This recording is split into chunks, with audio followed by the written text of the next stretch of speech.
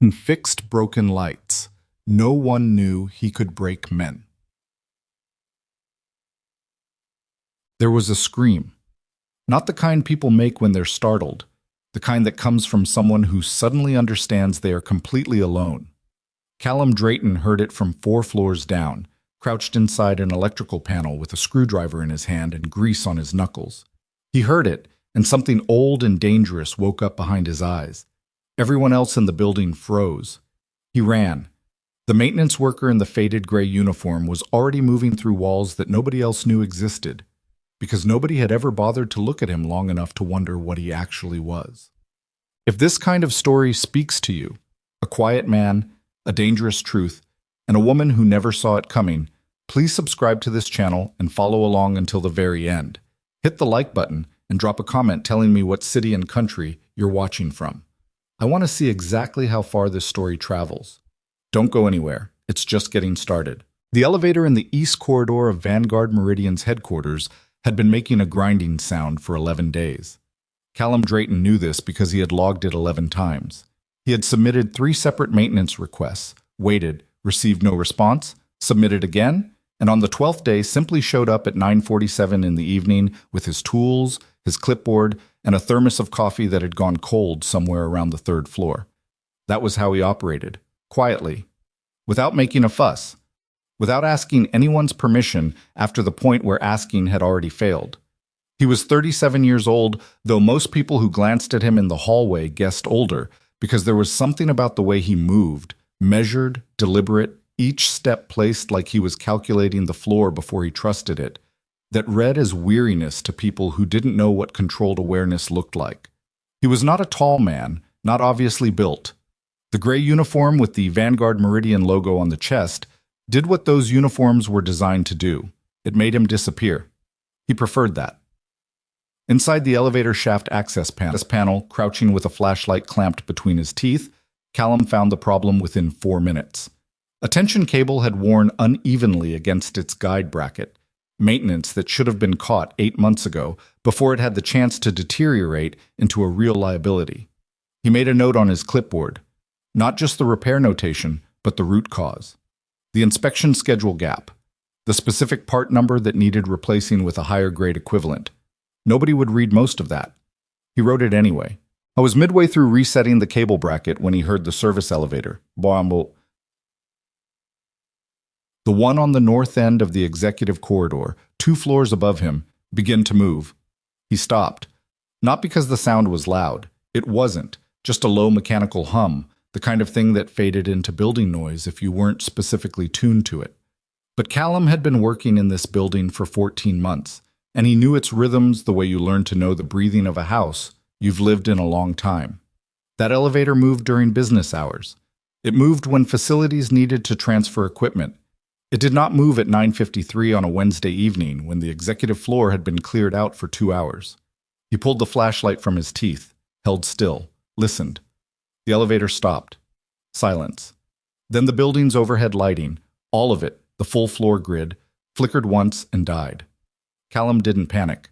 He sat in the sudden dark for approximately 2 seconds, long enough to take one slow breath, and then reached into his tool bag for the secondary flashlight he always carried because primary systems failed, and you planned for that. He swept the beam around the shaft access, confirmed his footing, and carefully backed out into the corridor. The emergency lighting had not activated. That was wrong. Emergency systems were on separate power feeds with automatic failover. For them to be dark meant someone had deliberately cut the secondary circuit bomb. Not a power failure, but a specific targeted disabling of the building's safety infrastructure. Callum stood in the corridor holding his flashlight, and what he felt was not fear. It was closer to recognition. He was reaching for his radio when he heard Elowen Prescott scream. He had seen her in person maybe a dozen times. She was 30 years old and ran a technology company worth somewhere north of $4 billion, which meant that in Callum's world, the world of access panels and cable junctions and work orders that went unread, she existed at an altitude so far above him that their paths crossed only incidentally. An elevator ridden together in silence. A hallway passed while she spoke urgently into her phone without looking up. Once, He had been replacing a ceiling panel on the executive floor when she walked through the space and stopped to ask him, with genuine and slightly awkward directness, whether the repair would be finished before a 3 o'clock meeting. He had told her yes. She had nodded and walked away without asking his name. She was not unkind.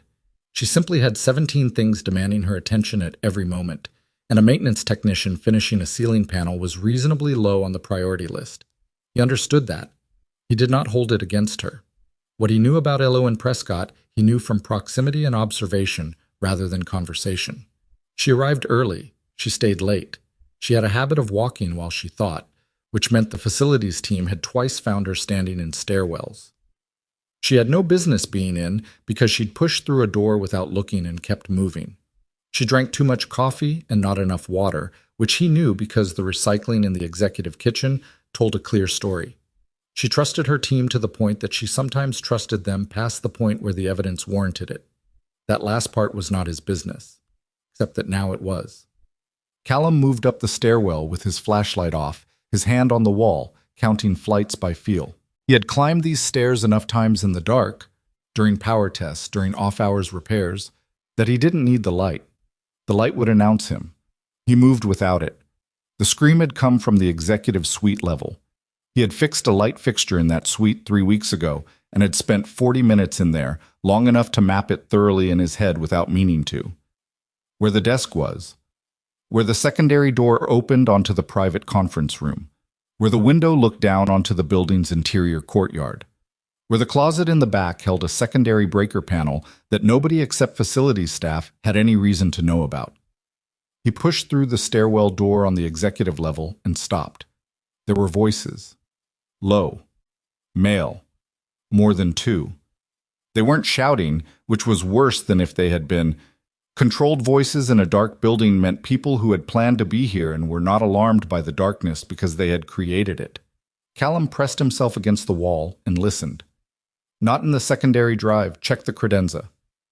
She said she doesn't have physical access. She's lying. Find it. 3 voices, maybe 4. Moving through the executive suite from the sound of it. He couldn't see them yet, but he could track the flashlight beams crossing under the closed suite door. He did a quick count in his head. Tools he had with him.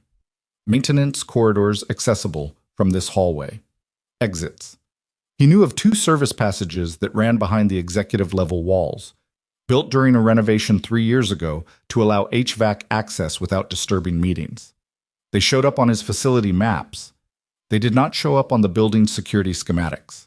I was moving toward the nearer access panel when the suite door opened. A figure stepped into the hallway. Dark clothing, face partially covered. He carried what looked like a radio or communication device. He turned his head left, then right, flashlight sweeping. The beam crossed within 2 feet of where Callum stood. Callum did not move, did not breathe visibly. Just stood in the dark against the wall with the stillness of someone who had spent years learning that sometimes the most effective thing you could do was nothing at all. The man looked back into the suite and said, "Corridors clear." He went back inside. Callum exhaled. Then he moved to the access panel, opened it without a sound, and went through the wall. Behind the drywall, the service passage was narrow enough that he had to angle his shoulders, and warm. The HVAC system ran parallel to it and turned the space into something close to a slow oven in summer months. Callum had been in here before, in March, during a heating system diagnostic. He'd been in here long enough to know where the passage connected to the executive suite's back wall, and he moved toward that junction now, stepping over the cross-brace supports with his feet placed carefully on the steel subframe rather than the drywall, which flexed and creaked. He could hear everything through the wall. "I told you," Elowen's voice. Tight, controlled, but with something jagged underneath it. The prototype is not a physical object you can just take out of a drawer. It's distributed encryption. Without my authorization codes, what you're holding is useless hardware. Your authorization codes are what we're here for. Then you wasted your time breaking in here because I'm not giving them to you. A pause. Ms. Prescott, think about this carefully. I am thinking about it carefully. That's why my answer is no. Callum was at the junction now. He pressed his hand against the drywall and felt for the release. A simple hook latch that opened onto the suite's back closet, installed so maintenance workers could access the secondary breaker panel without going through the main room. He had used it in March. He knew exactly how much pressure it took to release it silently. He eased it open half an inch. Through the gap he could see the closet interior, and through the partially open closet door beyond it, a slice of the executive suite. 3 men. Elowen standing near her desk with her hands loose at her sides. Not raised, not surrendered, which told him something about her. She was frightened. She was also refusing to look frightened, which was a choice that was costing her effort. One of the men stepped closer to her. "We can do this here, or we can do this somewhere less comfortable." "Take your pick," Elowen said. "The answer doesn't change." The man raised his hand. Callum pushed through the closet and stepped into the suite. "Hey!" All 4 of them turned. In the sweep of the flashlight beams, he stood in the middle of the room in his gray maintenance uniform, with his hands slightly out from his sides and his face completely calm. Not the forced calm of someone trying to hide fear, but the real kind. The kind that came from having decided several seconds ago exactly what he was prepared to do. The nearest man looked at him with something between confusion and contempt. "Who the hell are you?" "Facilities," Callum said. "I got a work order for the breaker panel in that closet." He tilted his head toward the closet he'd just come out of. "If you're going to be in here a while, I can come back." He was buying seconds, not minutes. He knew that. He was also watching all 3 men in his peripheral vision, tracking their positions, their hands, what each of them held and how they held it.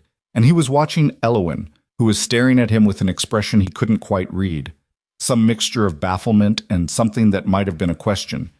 He met her eyes for just a moment and almost imperceptibly shook his head. "Don't say anything." The nearest man took a step toward him. "Get out." "Sure," Callum said. He turned slightly toward the closet as if to retrieve something, and in the same motion said quietly over his shoulder, "Back door. Now." It took Elowen a half-second to understand him. That half-second was enough. She moved left, toward the closet.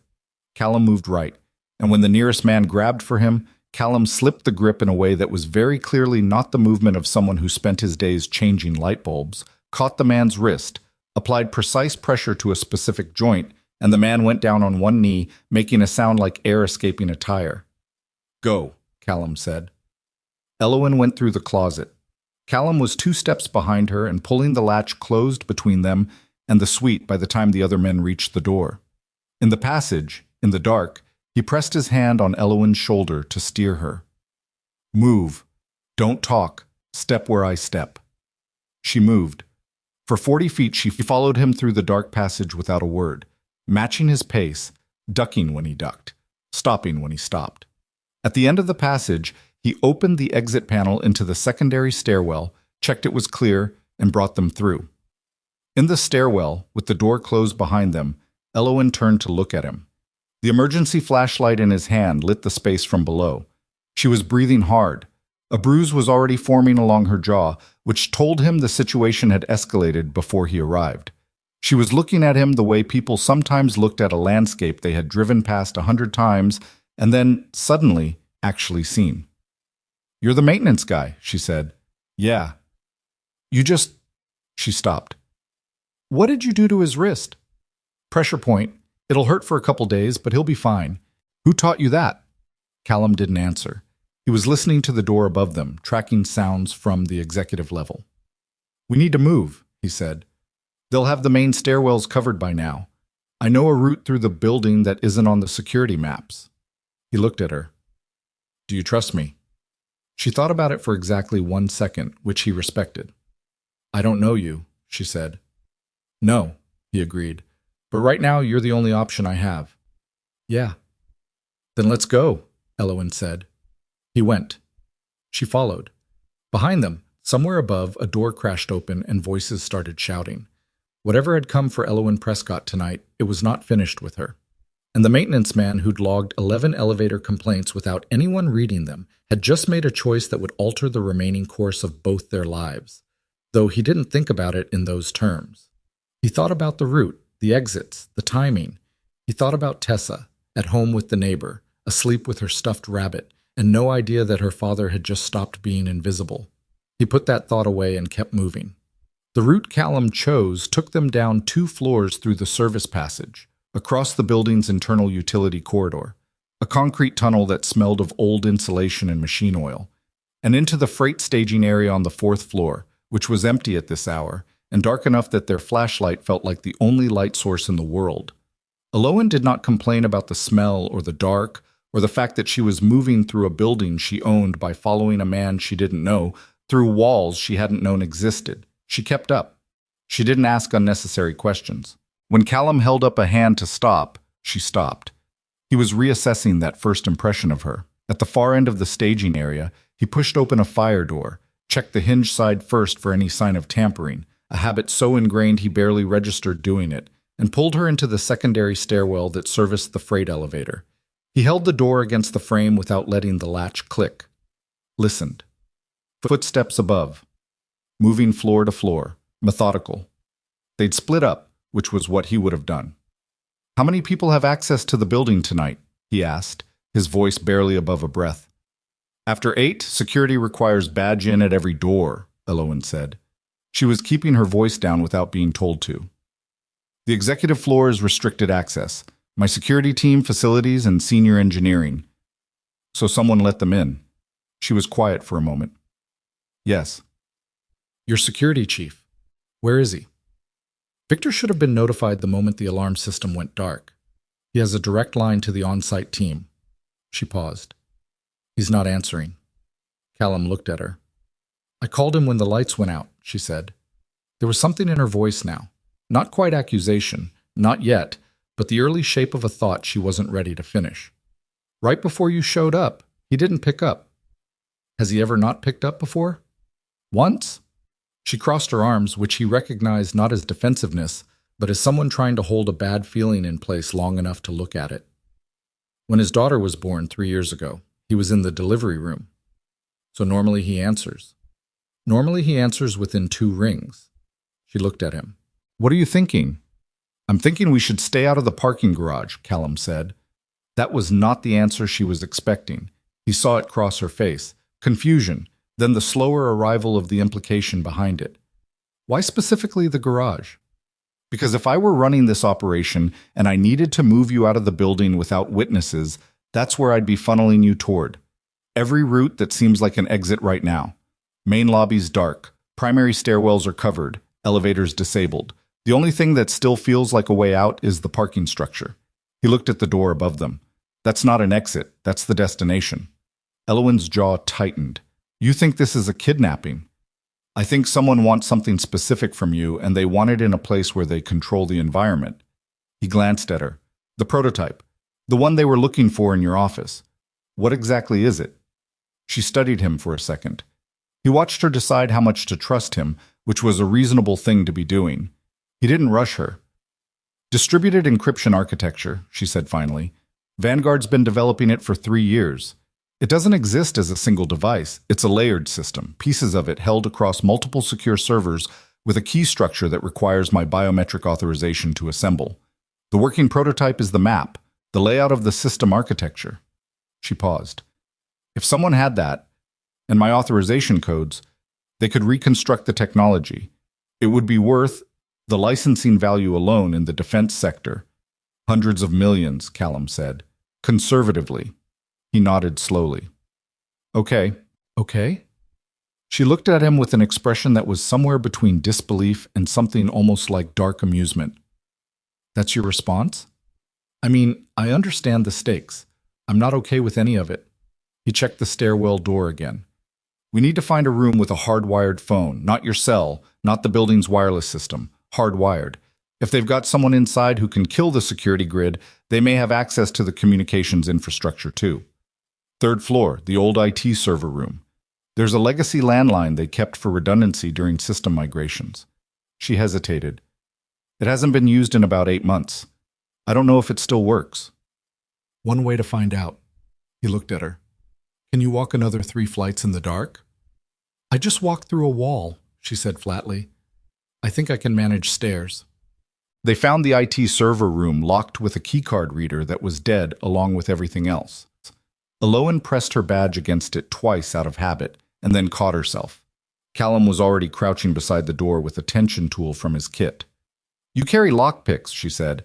"It's a tension wrench and a bypass shim. I use them for access panels that get stuck." He worked the mechanism. Different application, same tools. The lock released in under a minute. He pushed the door open and they went inside, pulling it closed behind them. The room was dark and humming. The servers on their own protected power circuit, still running, red indicator lights blinking in rows like something breathing. Callum found the landline on the far wall, a gray desk unit so old it had a coiled handset cord. He picked it up. Dial tone. He handed it to Elowen. She called the main police emergency dispatch, gave her name and the building address, and a summary of the situation in less than 40 seconds. Clear, specific, no hysteria. He listened to her and updated his assessment of her again. She'd started this night as a woman caught off guard in a dangerous situation, and she was recalibrating in real time. That took a particular kind of mind.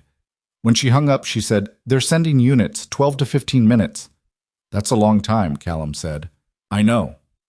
From somewhere in the building, he couldn't place it exactly through the server room walls, but somewhere on their floor or close to it, came the sound of a door being forced open. Then voices, too distant to make out words but close enough to hear the urgency in them. They were being searched floor by floor. "They're going to find us," Elowen said. Not a question, just a statement of logistics. "Eventually, we need to keep moving." He looked around the server room. "Is there another exit from this floor that doesn't go through the main corridor?" "The external fire escape, east side of the building." "Show me." She moved toward the door and he caught her arm, not hard, just enough to stop her. She looked at where his hand was on her sleeve and he let go. "Sorry," he said. "Door first. I listen before you open." She stepped back. He pressed his ear to the door, heard nothing immediate, and cracked it open 2 inches, waited, opened it further. The corridor was empty. They moved. They were halfway to the east stairwell when a figure stepped out of a side office ahead of them. Victor Dane was a big man, 6'2", broad through the chest, the kind of build that came from deliberate upkeep. He was 51 and had spent 23 years in private security after a career in federal law enforcement, and he carried himself with the authority of someone who had never once doubted that he was the most capable person in any given room. He was wearing a dark tactical vest over his dress shirt, which was not part of his normal Vanguard Meridian uniform. He was holding a radio, and he had a sidearm holstered at his right hip. He looked at Elowen. Then he looked at Callum. "Mr. Drayton," he said. "What a problem." Elowen went very still beside him. "Victor." Elowen.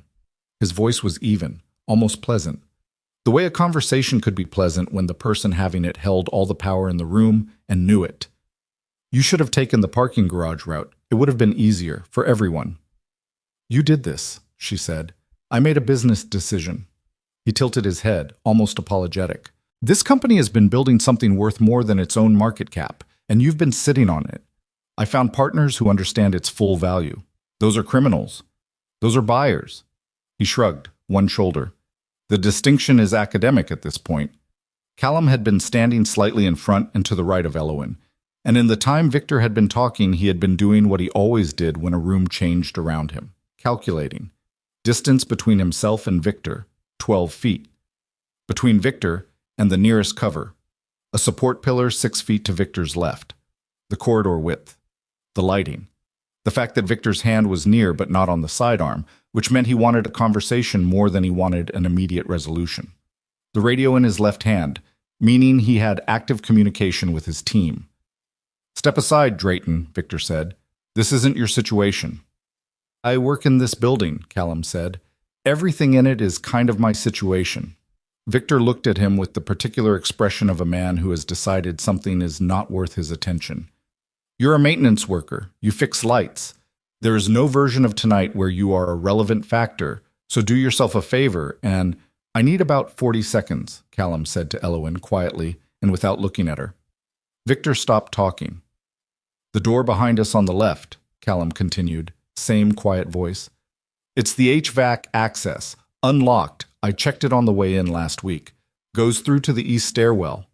Victor's hand moved toward his hip. It never got there. Callum crossed 12 feet in less time than it takes to describe it. Not running, but driving, low and direct. and he hit Victor at mid-body before the man's hand reached the holster, took him into the wall, hard enough to knock the radio loose, trapped the gun hand against Victor's side with his own body weight, and said once clearly to Elowen, "Go." She went. Victor was strong, and he was trained, and the next several seconds were not clean. Callum took an elbow across his cheekbone that snapped his head sideways and lit up white behind his eye. Victor tried to bring a knee up. Callum shifted his weight, controlled the movement, drove an elbow into Victor's ribs, felt the man's breath go out. Victor reached for the radio on the floor and Callum kicked it down the corridor. Then Victor said, low and vicious, "You have a daughter, Tessa, 8 years old. Think about that before you do anything else." Callum stopped, just for a fraction of a second, long enough for Victor to reverse their positions, get a hand around Callum's collar, slam him into the opposite wall. "Smart man," Victor said, breathing hard. "Now, where did she go?" Callum looked at him. His cheekbone was radiating pain and there was something metallic at the corner of his mouth. He thought about Tessa at home. He thought about what kind of man said a child's name in a moment like this. He thought about the fact that Victor had just made an error, not by using the threat, but by expecting it to end the conversation.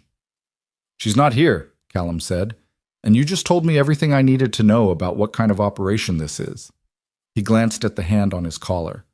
"You gonna shoot me in a hallway? In a building where police are already on the way?" Victor's jaw tightened. Callum drove a palm strike into Victor's forearm, specific, targeted, the nerves running along the inside of the elbow, and the grip released. He stepped back, put space between them, and moved toward the HVAC door. Victor didn't follow immediately. He stood in the corridor picking up his radio, and Callum heard him say into it, "She's heading for the east stairwell. Cover the exit." Callum went through the HVAC door. Elowen was 10 feet in, pressed against the ductwork with her back to the wall, and her breathing visible in the faint light from a vent grate above. She saw his face, and her own did something complicated. "You're bleeding," she said. "Yeah." "What did he say to you?" You stopped. "He mentioned Tessa." A pause. Her expression shifted. "Your daughter." "He knows her name." He was moving again, toward the junction he knew connected to the east stairwell.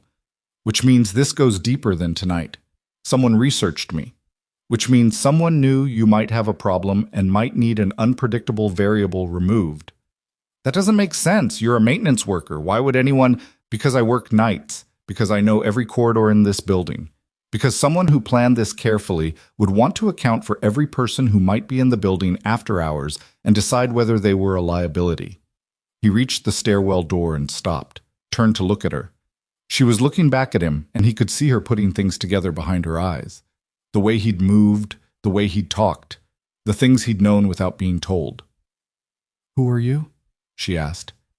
He pushed the stairwell door open and checked the shaft above and below. "Someone who has a daughter at home," he said. "Let's focus on getting you out of this building."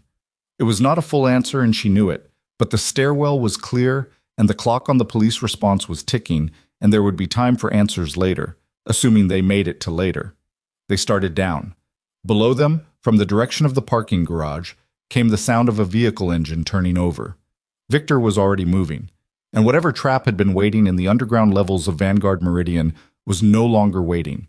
It was in motion, and the only people positioned to stop it were a CEO in a corridor-dusty blazer and a maintenance man with blood drying on his chin who hadn't told her yet what he actually was. The stairwell emptied into a maintenance corridor that ran along the back of the building's ground floor, parallel to the loading dock.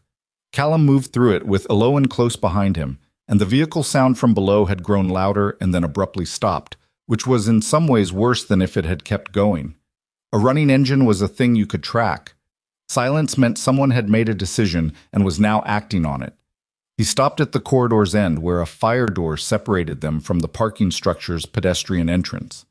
Through the reinforced glass panel in the door, he could see the first 2 rows of the underground garage, concrete pillars, fluorescent emergency strips running at ankle level, the skeletal geometry of parked cars. He counted what he could see. 2 vehicles near the entrance ramp. A third further back, engine off, lights off. He did not open the door. "We don't go through there," he said quietly. "The east exit is on the other side of the garage." Elowen was looking through the glass beside him. She was close enough that he could hear her breathing, Still controlled, still deliberate, though it was costing her. If police are coming in from the street, that's the fastest route to them. That's what they're counting on. She absorbed that. So what do? We wait for them to move first, or we find another way to the street. He turned away from the door and looked back down the maintenance corridor. Loading dock. Does it have a separate street-level access? Delivery ramp on the north side. It would put us out on Keller Street. Is there a security post on the ramp? Unmanned after 6. He was already moving back the way they'd come, and she followed without being asked, which he appreciated. The loading dock was unlocked. A rolling security gate that required a code, but the pedestrian door beside it was on a standard push-bar exit mechanism. No power required. Callum pushed it open carefully, caught it before it could swing wide, and looked out. The delivery ramp was a concrete slope leading up to street level, lit by a single working lamp at the top. No one visible. He could hear traffic 2 blocks over and somewhere in the middle distance, the sound that his body registered before his conscious mind did. Sirens. Still far, but coming. 12 minutes, Elowen said from behind him. She'd heard it too. Maybe 10 now. He moved on to the ramp. Stay on the right side. Don't run. Why not run? Running on a ramp that might be watched makes you a target. Walking makes you maintenance staff leaving at the end of a shift. He glanced back at her. Or someone who belongs here. She looked down at her tailored blazer and her clearly non-maintenance grade shoes, and he saw her recognize the absurdity of that suggestion and set it aside as irrelevant, which was the right call. They were halfway up the ramp when the parking structure's interior door, the one Callum had decided not to use, opened behind them. He heard it from 40 feet away. A specific pressure release sound followed by footsteps on concrete, then Victor's voice, flat and carrying. Drayton. Callum didn't stop walking. I've got 2 men at the top of that ramp, Victor called, and 2 more coming up the delivery corridor behind you. This is me offering you a way out that doesn't go badly. You walk away right now. Take your tools and go home to your daughter. This doesn't have to involve you. Elowen's pace stuttered. Callum kept moving, and she matched him. He's not going to let us reach the street, she said under her breath. He's also not going to shoot us on an open ramp, Callum said. Not with sirens 2 minutes out. He glanced toward the top of the ramp. No one visible yet, which meant either Victor had been bluffing or they were holding position just out of sight, and in either case the answer was the same. Keep moving until the geometry changed. How far do you trust the prototype security? She blinked at the shift. What? You said it needs your biometric authorization. Voice, fingerprint, something else? Voice and a 12-digit rotating key. The key cycles every 72 hours. And without both, the architecture map is encrypted blocks of meaningless data. She understood where he was going. He can't use what he took without me. So he needs you alive and cooperative, which means the threat of shooting us is limited. He was still walking, still watching the top of the ramp, and now he could see a shadow fall across the concrete at the edge. Someone positioned there, waiting. One person, from the shadow's shape. Victor had not lied about that part. When we reach the top, don't look at him. Look at the street. Walk toward noise. And if he stops us physically, then I'll need you to keep moving regardless of what happens behind you. She was quiet for 2 steps. You're asking me to leave you. I'm asking you to get to the police unit that is currently, from the sound of it, about 90 seconds from this block. He reached the top of the ramp, and there was a man standing there, one of the intruders from the executive suite, and he moved to block their path. He was bigger than Callum, a fact that registered and then became simply a variable. Callum stopped walking. The man put a hand out. End of the line.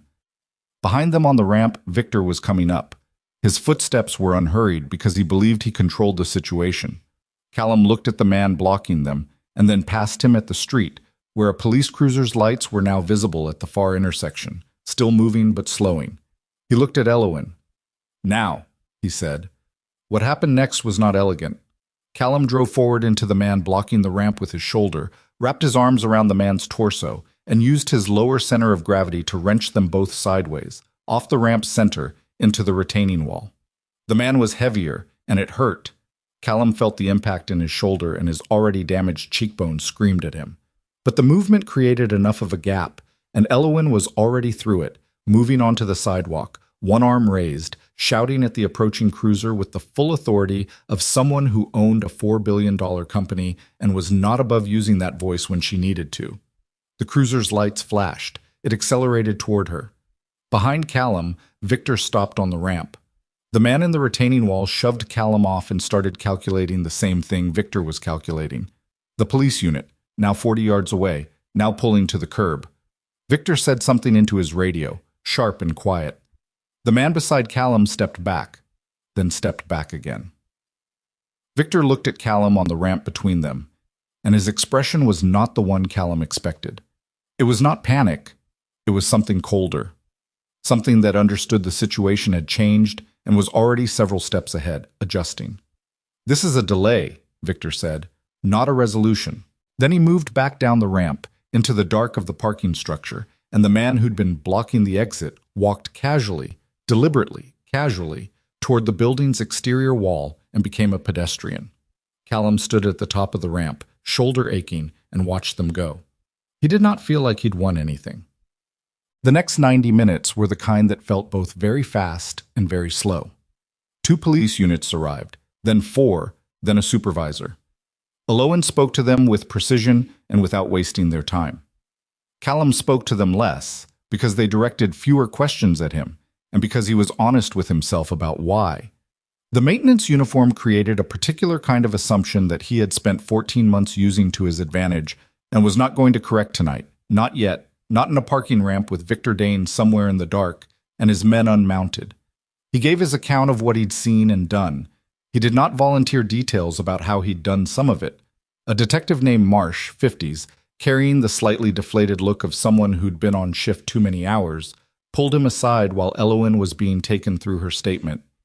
"You disarmed the security chief?" Marsh said. "I redirected his arm. There's a difference." "Where'd you learn to do that?" "YouTube," Callum said. Marsh looked at him with the expression of a man who was not paid enough to push this particular thread at this particular hour. He wrote something in his notebook.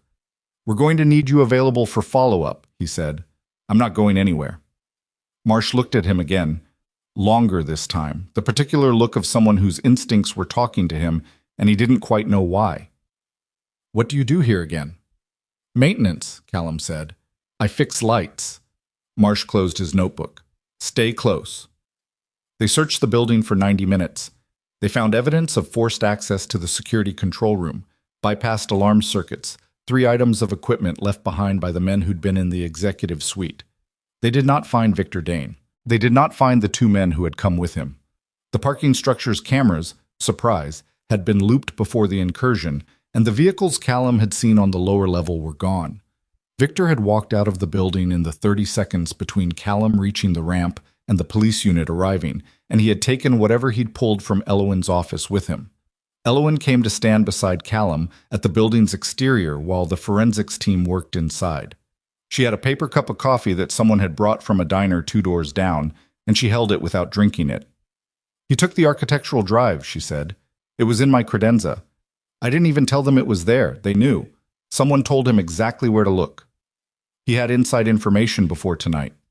"Yes." She turned the cup in her hands. "Which means this wasn't opportunistic. This was planned over weeks. Someone on my internal team has been feeding him information. Do you have a list of who knew where the drive was stored?" 4 people. She said it like the number tasted bad.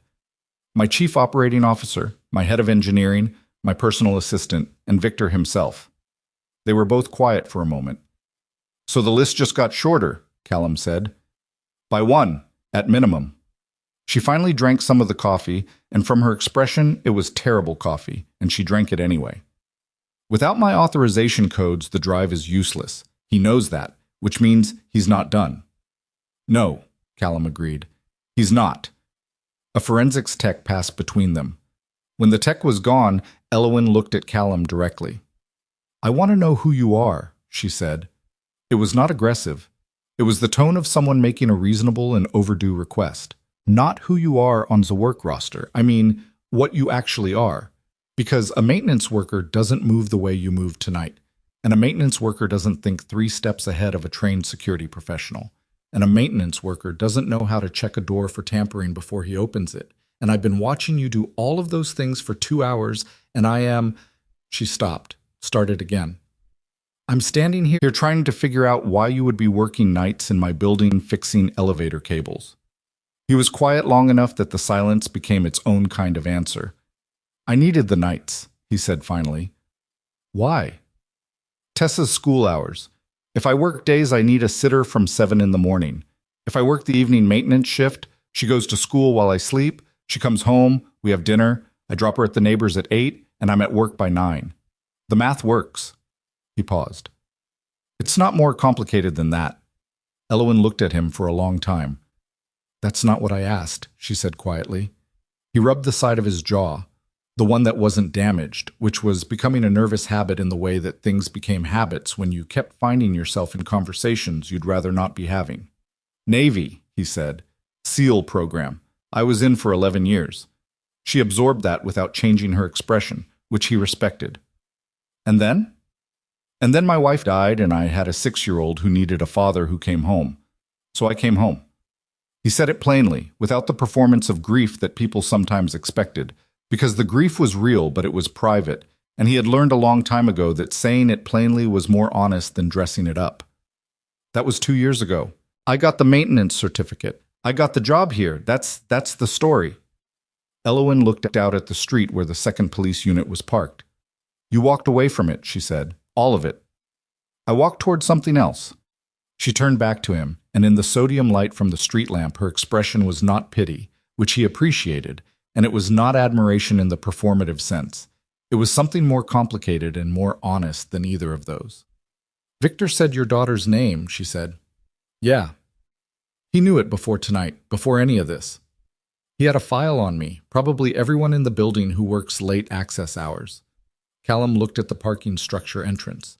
Which means whoever gave him the information on your drive also gave him personnel information. Someone pulled my records. I'll find out who. There was no bluster in it, just statement of fact. I know you will. He looked at her. But right now Victor has a drive with a map on it that he can't use without you, and he is somewhere in this city deciding what to do about that. And the police are going to put a car outside your door tonight and call it good, and I need to get home to Tessa. Elowen said nothing for a moment. Then, is she safe? Does anyone... The neighbor is solid. Nobody has any reason to connect me to any of this yet. He paused. Yet. You could... She stopped. What? I was going to suggest you could bring her somewhere. A hotel, company housing, somewhere with more... She seemed to hear herself and stopped again. That sounds like I'm trying to manage the situation for you. A little bit, he said, but not unkindly. I'm sorry, I do that. I know, I've watched you do it. He said it without judgment, and something in his tone made her look at him with slight surprise, as if she'd forgotten that he'd been in the same building as her for over a year, quietly watching how she moved through the world. Tessa will be fine tonight. I'll make sure of it. He said goodnight to Detective Marsh, gave his contact number, and walked the 4 blocks to where he'd parked his truck. An 8-year-old Ford with a cracked dash mount and a parking permit for the maintenance lot that was technically expired, and sat in it for a moment before starting the engine. His cheekbone was swollen. His shoulder was stiff in the way that would become significant by morning. He was tired in the layered way he hadn't been since the last time he'd been somewhere that demanded everything he had, and the exhaustion sat in him not unpleasantly, because underneath it was the older, quieter feeling of a person who has done the thing they were built to do and has not been destroyed by it. He thought about Victor's face on the ramp, the coldness of it, the patience of it. He started the truck. Victor Dane was not finished. He had a stolen drive and a plan and the kind of disposition that didn't pivot easily from objectives. Callum recognized that because he'd served alongside men like that, had been somewhat like that himself, in another life. Victor would regroup. He would find a way to reach Elowen again.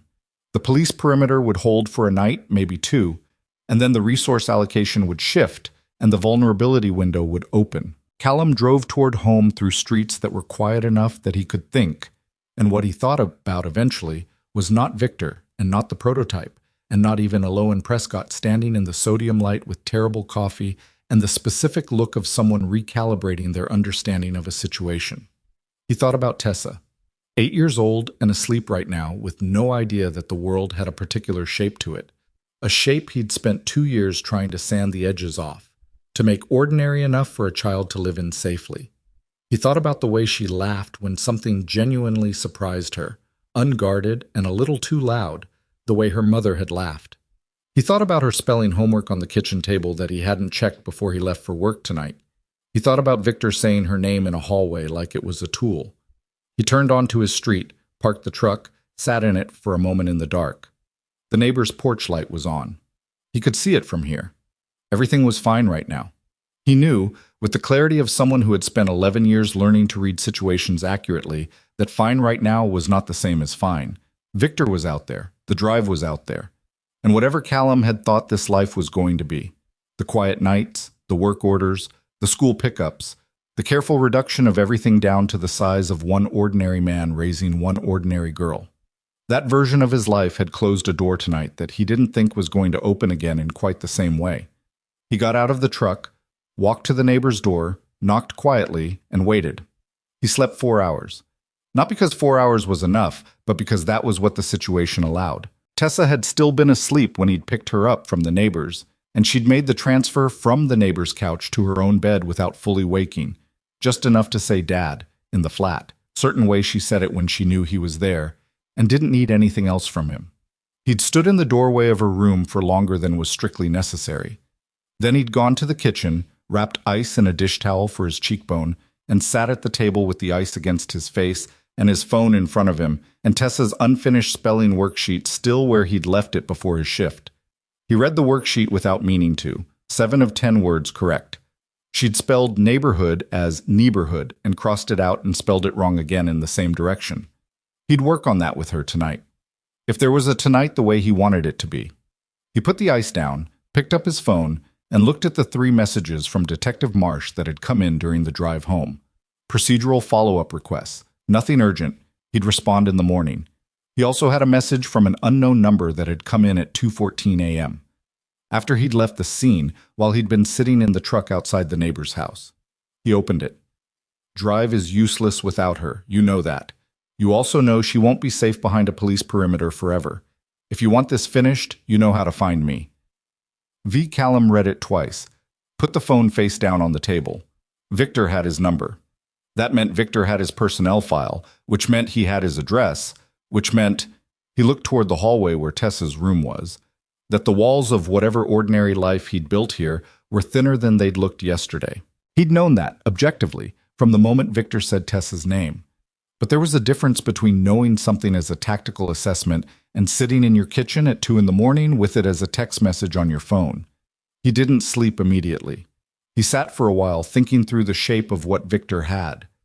The drive was hardware, an architectural map of the encryption system distributed across the physical device in encrypted blocks. Elowen had been clear. Without her biometric authorization, it was inert. Victor knew this. Victor had known it going in and had planned for it, which meant his original plan had always included bringing Elowen to a controlled location where she could be pressured at length.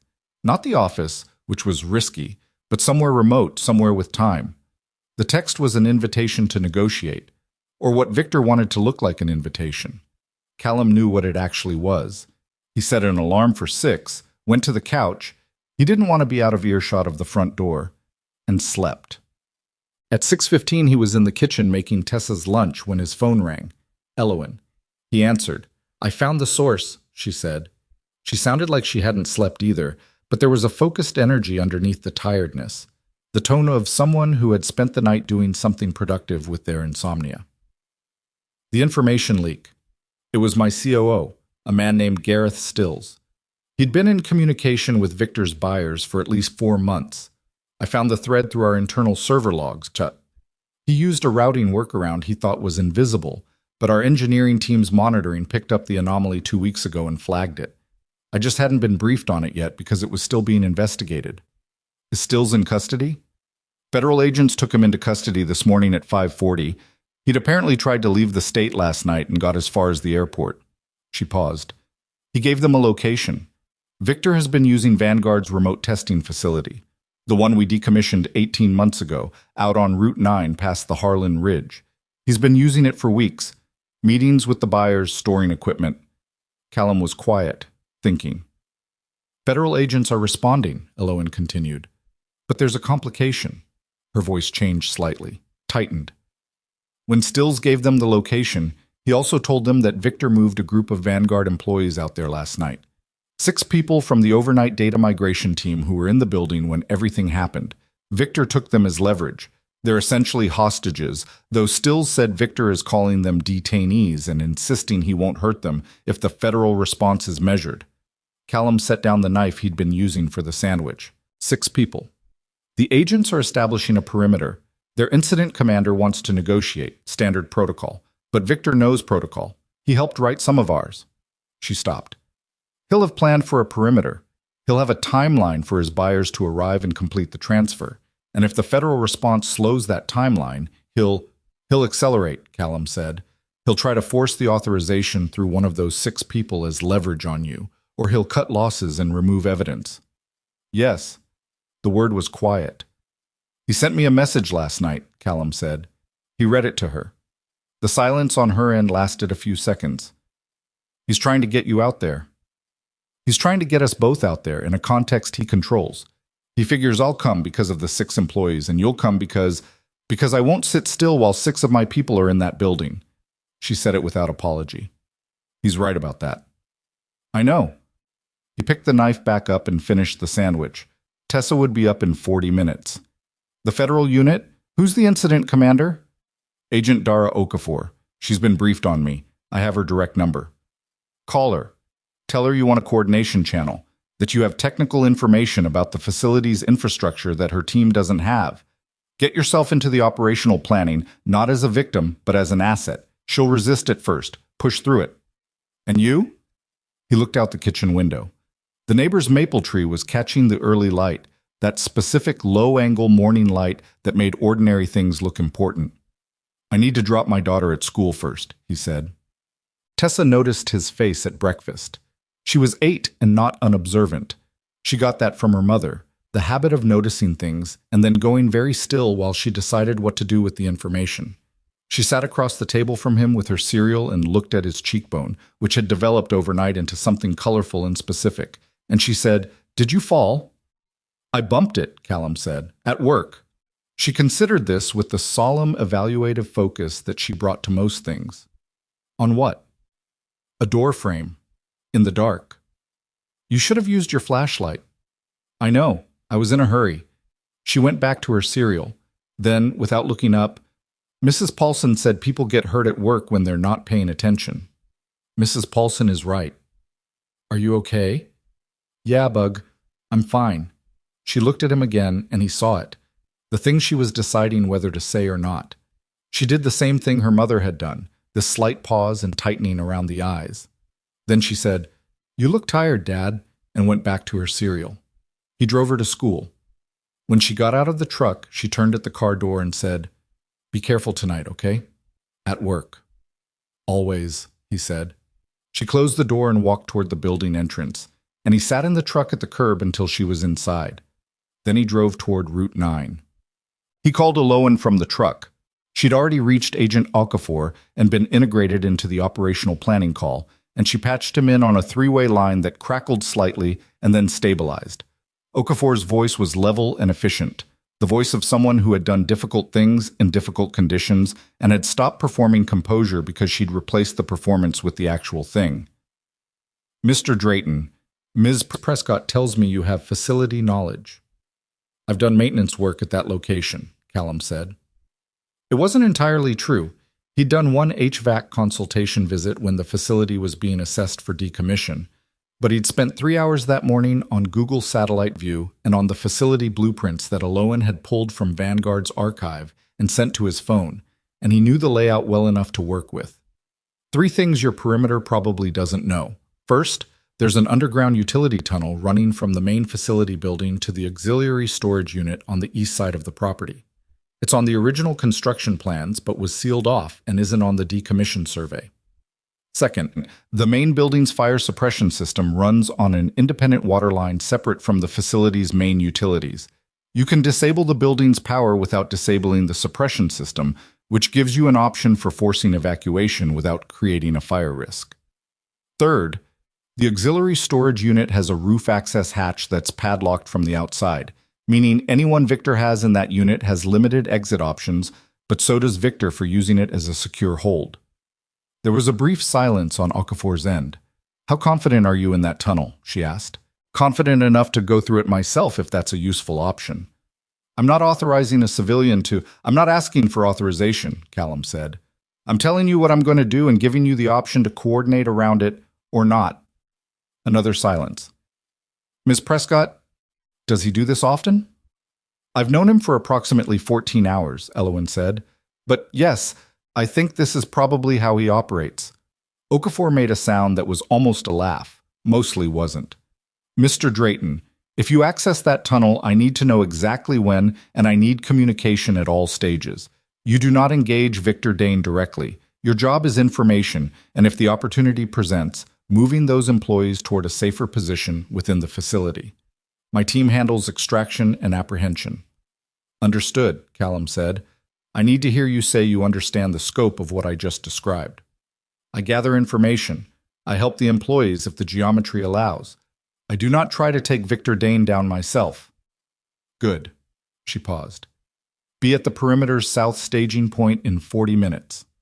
The facility was a cluster of low industrial buildings set back from Route 9 behind a chain-link fence line, surrounded on three sides by second-growth forest. From the south staging point, a pull-off behind a stand of spruce where Okafor had positioned two vehicles and a mobile command unit, Callum could see the main building's roofline and the auxiliary structure beyond it. The federal perimeter had been established at 200 yards. 12 agents visible, more he couldn't see. Elowen was already there when he arrived, which surprised him. Okafor cleared me as technical support, she said.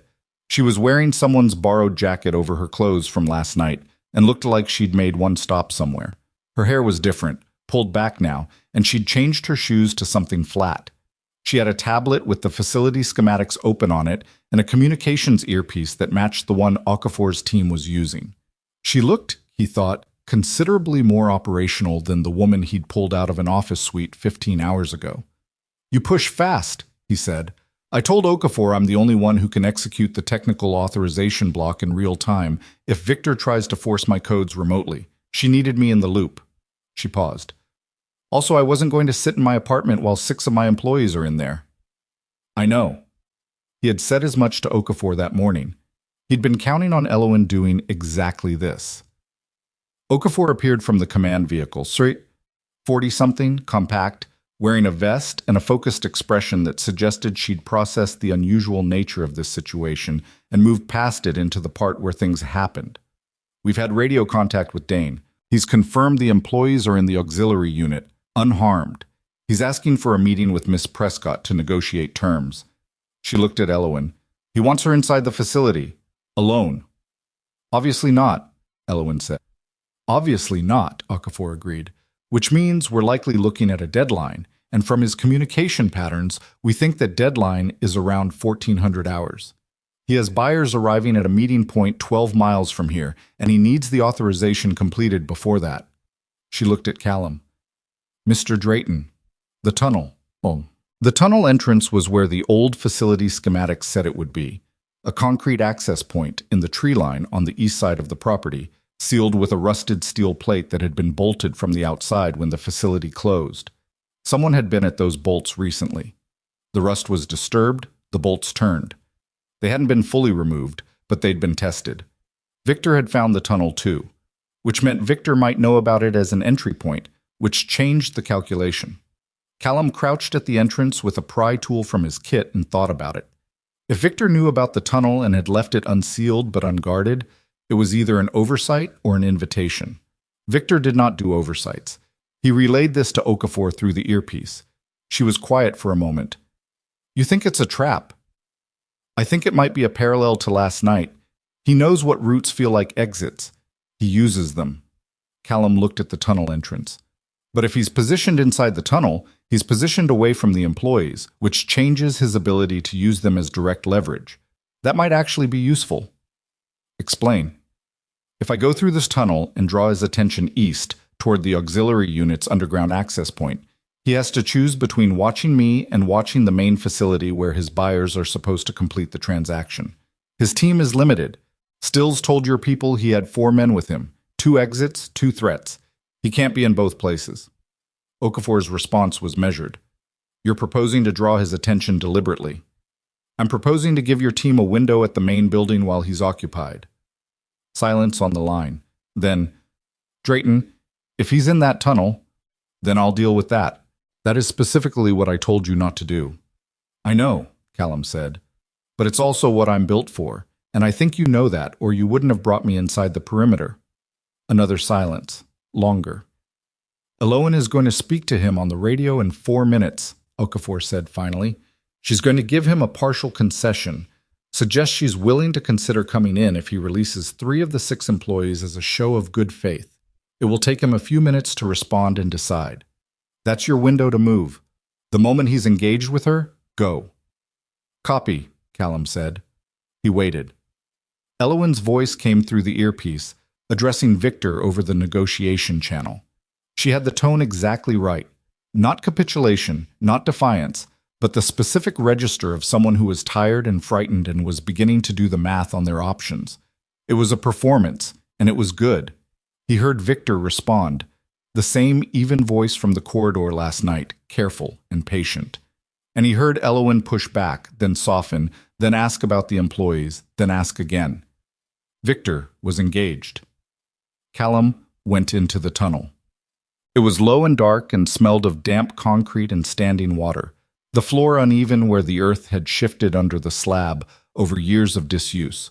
He moved through it with his flashlight off and his hand on the wall, listening as much as moving.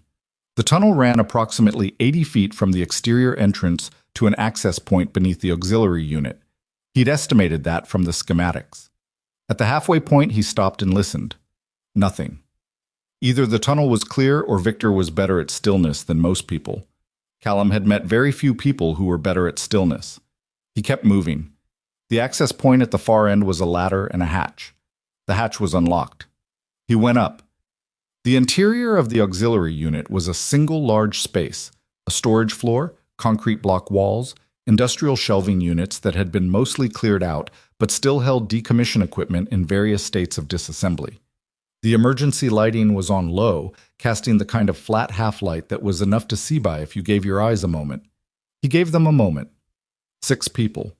He found them in the far corner, 4 women and 2 men, seated against the wall, zip-tied at the wrists with their hands in front of them. One of the women had been crying. One of the men was watching the main door with a focused, deliberate expression that told Callum he'd been calculating his options for the last several hours. When he saw Callum emerge from the floor hatch, all 6 of them went completely still. Callum held one finger to his lips. He crossed the space to them in 8 steps, crouched in front of the one who looked most alert, the man who'd been watching the door, and showed him the multi-tool he was pulling from his kit. I'm going to get the ties, he said, barely voiced. When I do, you stay here. All of you. Don't move toward any exit until I say or until federal agents come through that door. Understood? The man nodded. Is there anyone in this building besides you 6? The man held up 2 fingers, pointed toward the ceiling. The main building, connected to this structure by an interior door that Callum could now see at the unit's north end, currently closed. 2 of Victor's men in the main building, which meant Victor himself and possibly 1 more were somewhere else. The main building, or the tunnel behind him, or outside. He worked the zip ties. They were the heavy-duty variety, and the tool took a minute per person, and it was the longest 6 minutes he'd spent in a long time. Crouched on a concrete floor cutting plastic while 6 frightened people breathed as quietly as they could, and the interior door to the main building stayed closed. One of the women reached out and grabbed his arm when he finished her ties. Not hard, just contact. The way people sometimes needed to confirm that help was real. Okay, he said very quietly. Back of the room. Away from both doors. Down low. They moved. He watched them settle. Then he keyed his earpiece. 6 employees are free in the auxiliary unit. 2 of Victor's men are confirmed in the main building. I do not have eyes on Victor. Okafor's response was immediate and clipped. Copy. Teams moving on the main building in 60 seconds. Stay with the employees. Copy, Callum said. He did not stay with the employees.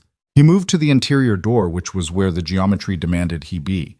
Because if Victor's two men in the main building heard the federal entry and came through this door as an exit, they would find 6 unguarded civilians, and that was not a situation he was going to create. He positioned himself beside the doorframe and waited. From outside the main building, muffled through concrete and steel, shouting, then the specific sound of a forced entry, then more shouting. It lasted about 40 seconds. Then it was mostly quiet. The interior door did not open. Okafor's voice in his ear, "Two in custody. Main building secure. We do not have Dane." Callum looked at the floor hatch he'd come through. "The tunnel," he said. He went back down again. Victor was in the tunnel, not waiting in ambush, moving, heading back toward the exterior entrance and the tree line and whatever exit he'd planned if the facility was compromised. Callum heard him before he saw him. Not footsteps, but the subtle change in air pressure that came from someone moving through an enclosed space ahead of you in the dark. He turned his flashlight on. Victor stopped and turned around. In the narrow tunnel, they were 20 feet apart. Victor had a bag over one shoulder, the drive, and whatever else he'd decided to take. He had something in his right hand that was not a radio. He looked at Callum with the expression of someone who is not surprised and is not afraid and is simply doing the arithmetic on a situation. "I should have handled you differently last night," Victor said. "Yeah," Callum agreed. "You should have." "Walk away, Drayton. The drive's useless. She changed the authorization architecture this morning. Stills tipped me off before they arrested him. I know it's useless." He tilted the bag slightly. "But it's still evidence, and evidence has value. Lawyers can work with physical evidence. You're not law enforcement. You can't stop me from walking out of here." "No," Callum said. "But I can make it take long enough for the 12 agents outside to cover the exit." Victor looked at him. "You went through the tunnel," Victor said. "That means they know about it." "They know about it." The arithmetic on Victor's face completed. Callum watched him reach the end of it. The available exits, the covered perimeter, the agents who had just secured his men from the main building and would be repositioning now, and the specific obstacle of Callum Drayton standing in a concrete tunnel between him and the one exit that had not yet been flooded with federal agents. Victor moved. He was 51 and trained, and he closed 20 feet in less time than it should have taken, and what followed in the tunnel was not the kind of thing that had choreography or clean outcomes. It was cramped and dark, and both of them were operating at the edge of what a confined space allowed. Victor was strong, and he was dirty. An elbow to Callum's damaged cheekbone that detonated white across his vision, a knee that Callum mostly blocked, but not fully. Callum took the pain and used it the way he'd been trained to use it, as information rather than interruption, and he focused on one objective, the bag. Not Victor. The bag. He got a hand on the strap.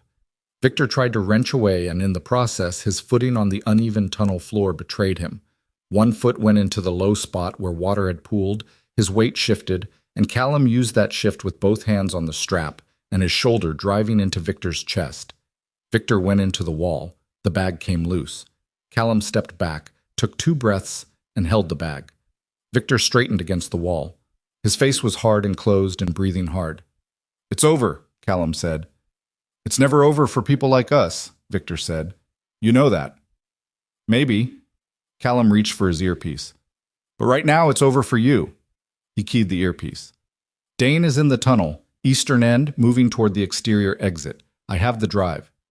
Victor looked at him one more time, then he turned and ran toward the exit. He made it 8 feet before Okafor's voice came through the earpiece saying 2 of her agents were already at the exterior entrance, and they'd been there for the last 4 minutes, since the moment Callum had told her Victor wasn't accounted for.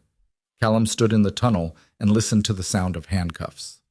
The next 2 hours were federal process, documentation, statements, evidence transfer, the specific administrative machinery that followed operations like this one. Callum gave his statement to Okafor standing beside the mobile command unit, methodical and precise. And when she asked him about the tunnel encounter, he told her what happened without editorializing. She listened without interrupting.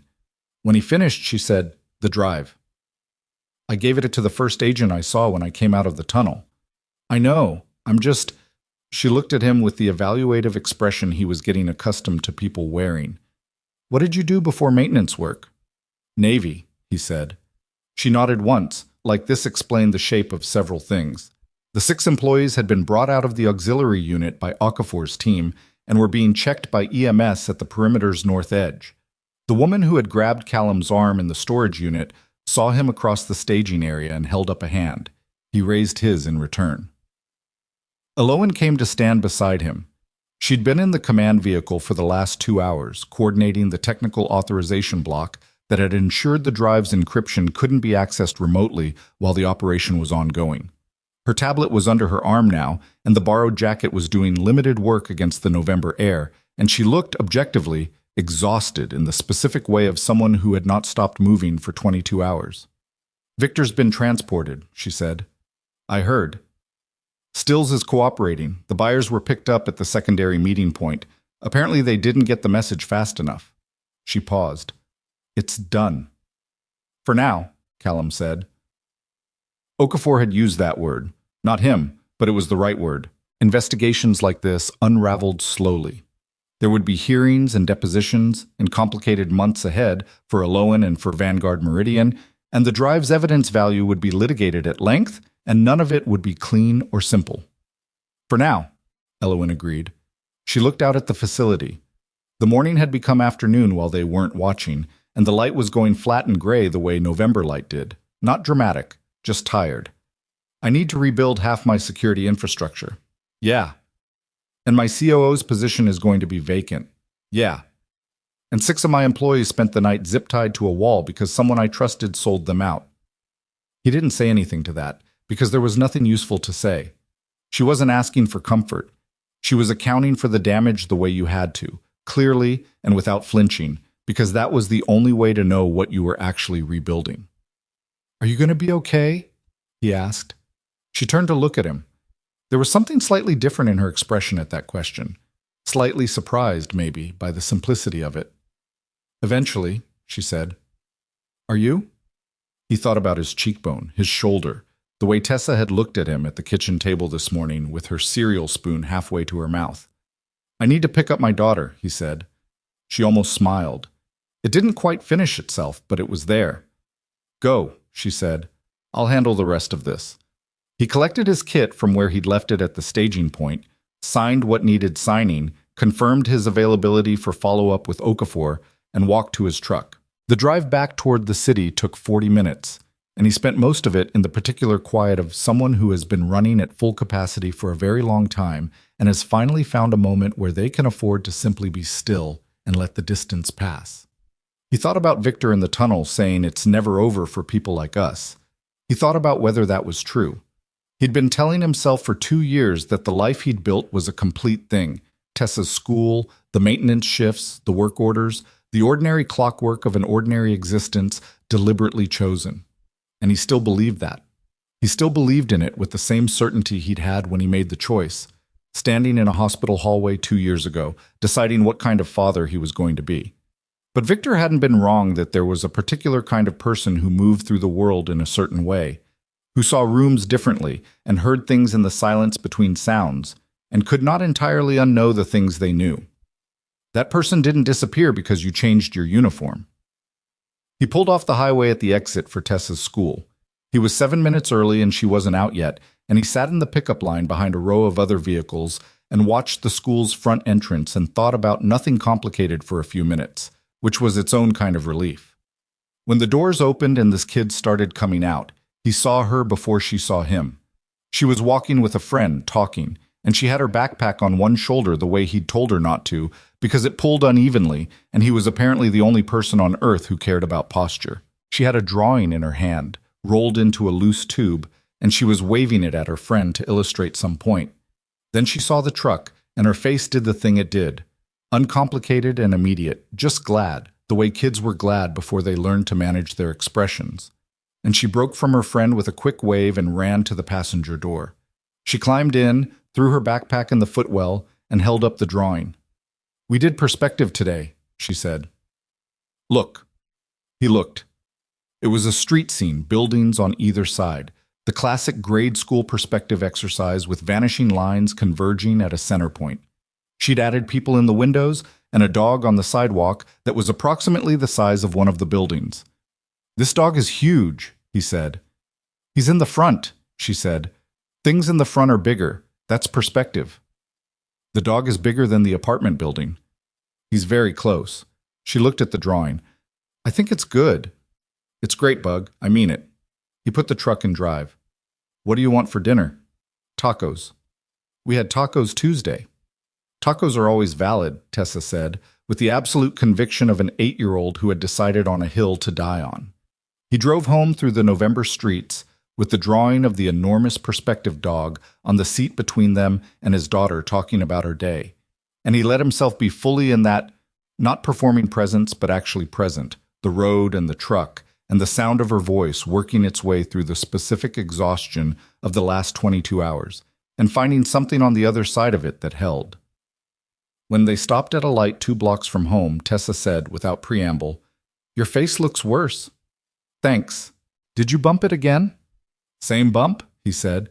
"It's just bruising out."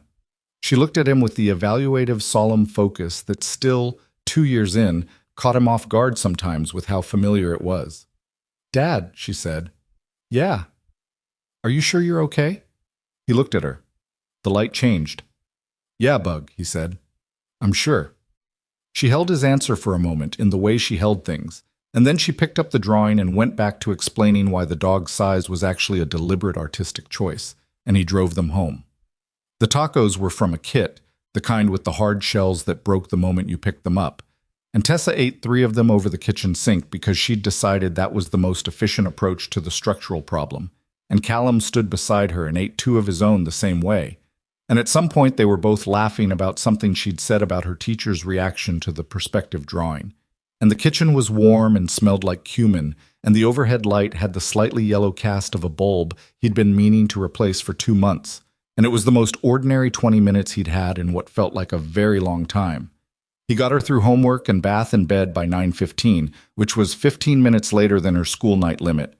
But he didn't enforce it because he was tired and she wasn't pushing, just slow, moving through her bedtime routine at the particular pace of a child who is not yet sleepy but knows the argument is already lost. She brushed her teeth. She changed into pajamas that had small foxes on them. She brought him the book they were currently working through, a chapter book about a girl who discovers her grandmother was a code breaker during a war, which Tessa had chosen herself from the school library and which he suspected was going to end up being more emotionally complicated than either of them had prepared for. He read 2 chapters sitting on the edge of her bed.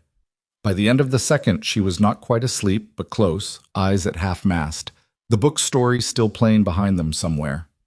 "Dad," she said, in the soft, unfocused way she said things at the edge of sleep. "Yeah." "The grandmother in the book. She kept her secret for a long time." "She did?" "Was that hard, keeping a secret that big?" He looked at the page in his hand. "I think it probably was. But she had reasons." "Good reasons or just reasons?" He considered that. "Both, the way it usually is." Tessa was quiet for a moment. "Did you ever have secrets?" "Everyone has secrets, Bug. Like important ones." "Get some sleep," he said, and closed the book. And she didn't push it, just shifted under her blanket and closed her eyes the rest of the way. He sat there for a while after, in the dark and the quiet, with the closed book on his knee. The weeks that followed moved in 2 registers at once. On one register, there was the legal and institutional machinery of what had happened, the federal investigation into Victor Dane and his buyers, the separate inquiry into Gareth Stills, and the depth of the information leak at Vanguard Meridian, the deposition schedules and the evidence hearings, and the procedural choreography that Callum had to participate in to a degree that surprised him, because he'd expected to give his statement and be released back into ordinary life, and instead found himself fielding calls from assistant U.S. attorneys and sitting in conference rooms he had no business being in, answering questions about a tunnel and a bag and a man against a wall. He was honest in all of it. He was also careful, the way you were careful when you knew that truthful and complete were not always the same thing, and that some details were his to keep. On the other register, there was Tessa's spelling homework, and the school's Thanksgiving project that required a handprint turkey made with specific materials he had to find on a Tuesday evening, and the elevator in his apartment building that broke on a Thursday, and which he fixed without telling the building manager because it was faster, and the particular rhythm of a life that did not stop for investigations or procedural machinery or the complicated aftermath of a night he hadn't asked for. Elowen called him twice during those weeks. Not about the case, there were lawyers and federal coordinators handling that, but to ask how he was. The first call lasted 4 minutes because he was in the parking lot of a grocery store, and Tessa was inside with a list and a budget, and he needed to be available if the budget question came up. The second call lasted longer because it came on a Saturday morning when Tessa was at a friend's birthday party, and he had 2 hours to himself, which he was spending in the second least productive way possible, sitting at his kitchen table with coffee, not doing anything. "How are the deposition prep meetings?" Elowen asked. "Long," he said. "Your lawyers are thorough. They charge for thorough." "I noticed." A pause. "Callum." She said his name like she was testing the weight of it. He'd noticed she'd shifted from Drayton to Callum sometime around the second week, the way people shifted without announcing it when a thing had settled into something different. "Victor's arraignment is in 3 weeks. The prosecutors want both of us there." "I know, I got the notification. How do you feel about it?" He turned his coffee cup on the table. "I feel like it's a thing I'll do and then it'll be done." That's a very compressed way of looking at it. It's the accurate way. He paused. "How do you feel about it?" She was quiet for a moment, which he had come to understand was not hesitation, but processing. She thought before she spoke, genuinely thought, in the way that people who talked constantly rarely did. "I feel like I want it to be over, but I also know it won't feel over when it is. Victor worked for me for 6 years. I hired him. I trusted him with the security of everyone in that building, and he—" She stopped, started again. "I keep thinking about whether I missed something. Some signal, something I should have seen." "You probably did miss something," Callum said. She made a slight sound, surprised by the directness. "Not because you weren't paying attention," he said, "but because people who are planning something like that are specifically working to be missed. Victor was good at his job. He used that goodness to do a bad thing. You're not responsible for what he chose." "I know that," she said, intellectually. "Yeah." He understood the gap between knowing something and it actually sitting right in your chest. "Give it time." "Is that what you did? After—" She caught herself. "I'm sorry, I don't mean to— After my wife died," he said. It wasn't painful to say exactly, just factual, with weight to it. "Yeah, that's what I did. I gave it time. I also moved to a different city and got a different job and built a different life, so it wasn't only time." "Did that help? The different life?" He thought about it honestly, the way she seemed to require. She had a way of asking things that made performance of an answer feel like an insult to both of them. "It helped Tessa," he said. "Which helped me. So yes. Which helped me. So yes.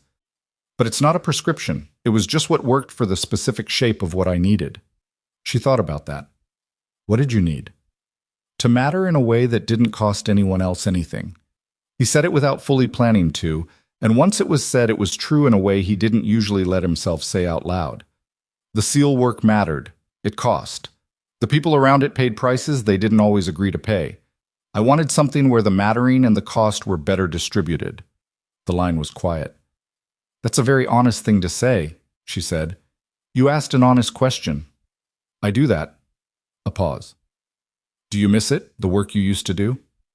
"Sometimes," he said. "Less than I expected." "What do you miss more?" "Her," he said simply. "My wife. I'll miss her my whole life. That doesn't go anywhere. You just build around it." He hadn't meant to say that either. There was something about Elowen Prescott that made him say things he hadn't specifically authorized himself to say, and he hadn't decided yet how he felt about that. "I'm sorry," she said. "That she's gone." "Yeah," he said. "Me too."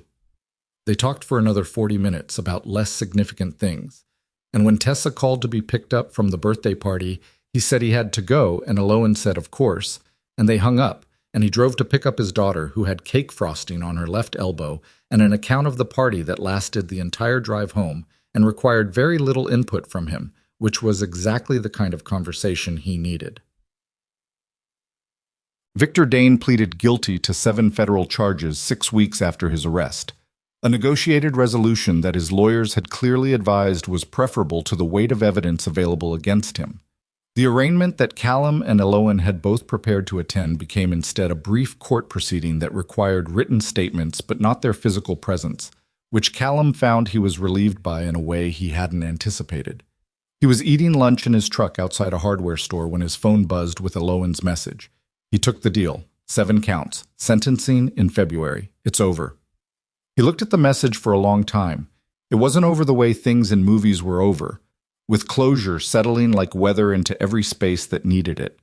It was over the way real things were over, with paperwork and a date on a calendar and a strange flat feeling, not disappointment exactly, but something in that vicinity, the specific deflation of attention that had been holding you upright and then releases all at once, and you have to figure out how to stand without it. He typed back, "Good." Then, after a moment, "How are you doing?" Her response took a while. "I'll tell you in person if that's okay. Can I take you and Tessa to dinner?" He read that twice.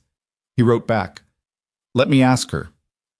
He called Tessa at the neighbor's, who was watching her after school. He explained that someone he worked with wanted to take them to dinner, which was the simplest, truthful version. "What kind of restaurant?" Tessa asked, with the priorities of someone 8 years old. "I don't know yet. I'll ask." "Tell her somewhere with good bread."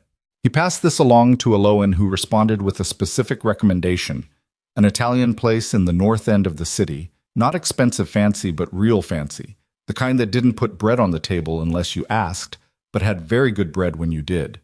He told Tessa. She told him that was acceptable. The restaurant was warm and not too loud, which he appreciated, and the hostess seated them at a corner table, which was either fortunate or because Elowen had specifically requested it, and Callum didn't ask which. Elowen was there when they arrived, already seated, and she stood when they came in, a reflex of courtesy, and then stopped when she saw Tessa and visibly recalibrated. Tessa looked at her with the direct, unabashed assessment that children used before they learned to pretend they weren't doing it. "You're the lady my dad works for," she said. Elowen looked at Callum with a slight expression he couldn't fully read. Yes, I'm Elowen. And you're Tessa." "How do you know my name?" "Your dad mentioned you." Tessa seemed to find this acceptable. She sat down and picked up the menu and began to read it with genuine seriousness, which was one of her habits at restaurants that he'd never tried to correct because it seemed like a reasonable approach to the situation. Elowen sat back down and looked at Callum across the table, with something in her expression that was difficult to name. It was not pity, and it was not awkward sentiment, and it was not the particular performance of warmth that people sometimes deployed towards single fathers in social settings, which he had learned to recognize and dislike. It was more like looking at something she was genuinely uncertain about and not trying to cover that uncertainty. He appreciated that too. "She's like you," Elowen said quietly, while Tessa was debating the pasta options. "In some ways," he said. "In others, she's completely her own thing." "That's probably good?" "That's definitely good." Dinner was not seamless. Tessa spilled water reaching for the breadbasket, which arrived exactly as requested, and Elowen helped clean it up with a competent practicality that suggested she was not someone who found spilled water catastrophic, which Callum noted. Tessa asked Elowen several questions about what she did, and Elowen answered them without condescension and without over-explaining, and at one point Tessa said, "So basically, you're in charge of a lot of people." And Elowen said, "Basically, yes," and Tessa said, "That sounds exhausting," and Elowen laughed. Not a polished social laugh, but the surprised kind, pulled out of her, real. He watched it happen and felt something he hadn't felt in a while, which was the specific, uncomplicated pleasure of a moment that was simply good, without asterisks. After dinner, walking to the parking structure, the three of them on a sidewalk in November air, Tessa between them explaining something about a book, Elowen said to him quietly, "She asked me if I had any kids." "What did you tell her?" "No, she asked if I wanted some someday. I didn't know what to say, so I said probably." "Reasonable answer." She said, Elowen looked straight ahead. She said, "Well, my dad might need a friend," just like that, then went back to the book. He was quiet. 8 years old, Elowen said. "She's subtle," he said. "Mostly." Elowen looked at him sideways, and this time the thing in her expression was clearer. Amused and uncertain in equal parts, the face of someone standing at the edge of something and looking at the distance across it. "Callum," she said. "Yeah. I'd like to do this again. Dinner or something. I'm not—" She stopped. I'm not good at this. Asking for things that aren't professional. I'm much better at sending a term sheet. I noticed, he said. Is that a yes or a no? He looked at Tessa, who was 3 feet ahead of them and completely absorbed in her story, one hand gesturing to illustrate a point, her breath making small clouds in the cold air. It's a yes, he said. But slow. Slow, she repeated. I have a kid who is not subtle at all and who will be fully invested in this from the moment she suspects it's a thing, and you need it to be a real thing before it becomes her thing, Elowen said. Yeah. That makes sense. She said it simply, without hurt. Slow is fine.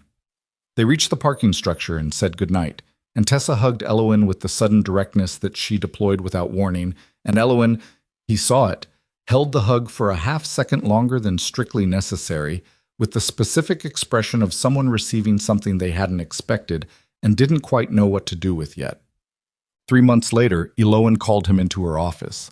He was still technically a maintenance technician at Vanguard Meridian because no one had formally changed anything, and he was in the middle of a legitimate work order for a humidity sensor on the executive floor when she asked him to come in. He knocked on the frame of the open door and she waved him in without looking up from whatever she was writing, finished the thought she was in the middle of, and put down her pen. The office was different from the last time he'd been in it. Different furniture placement.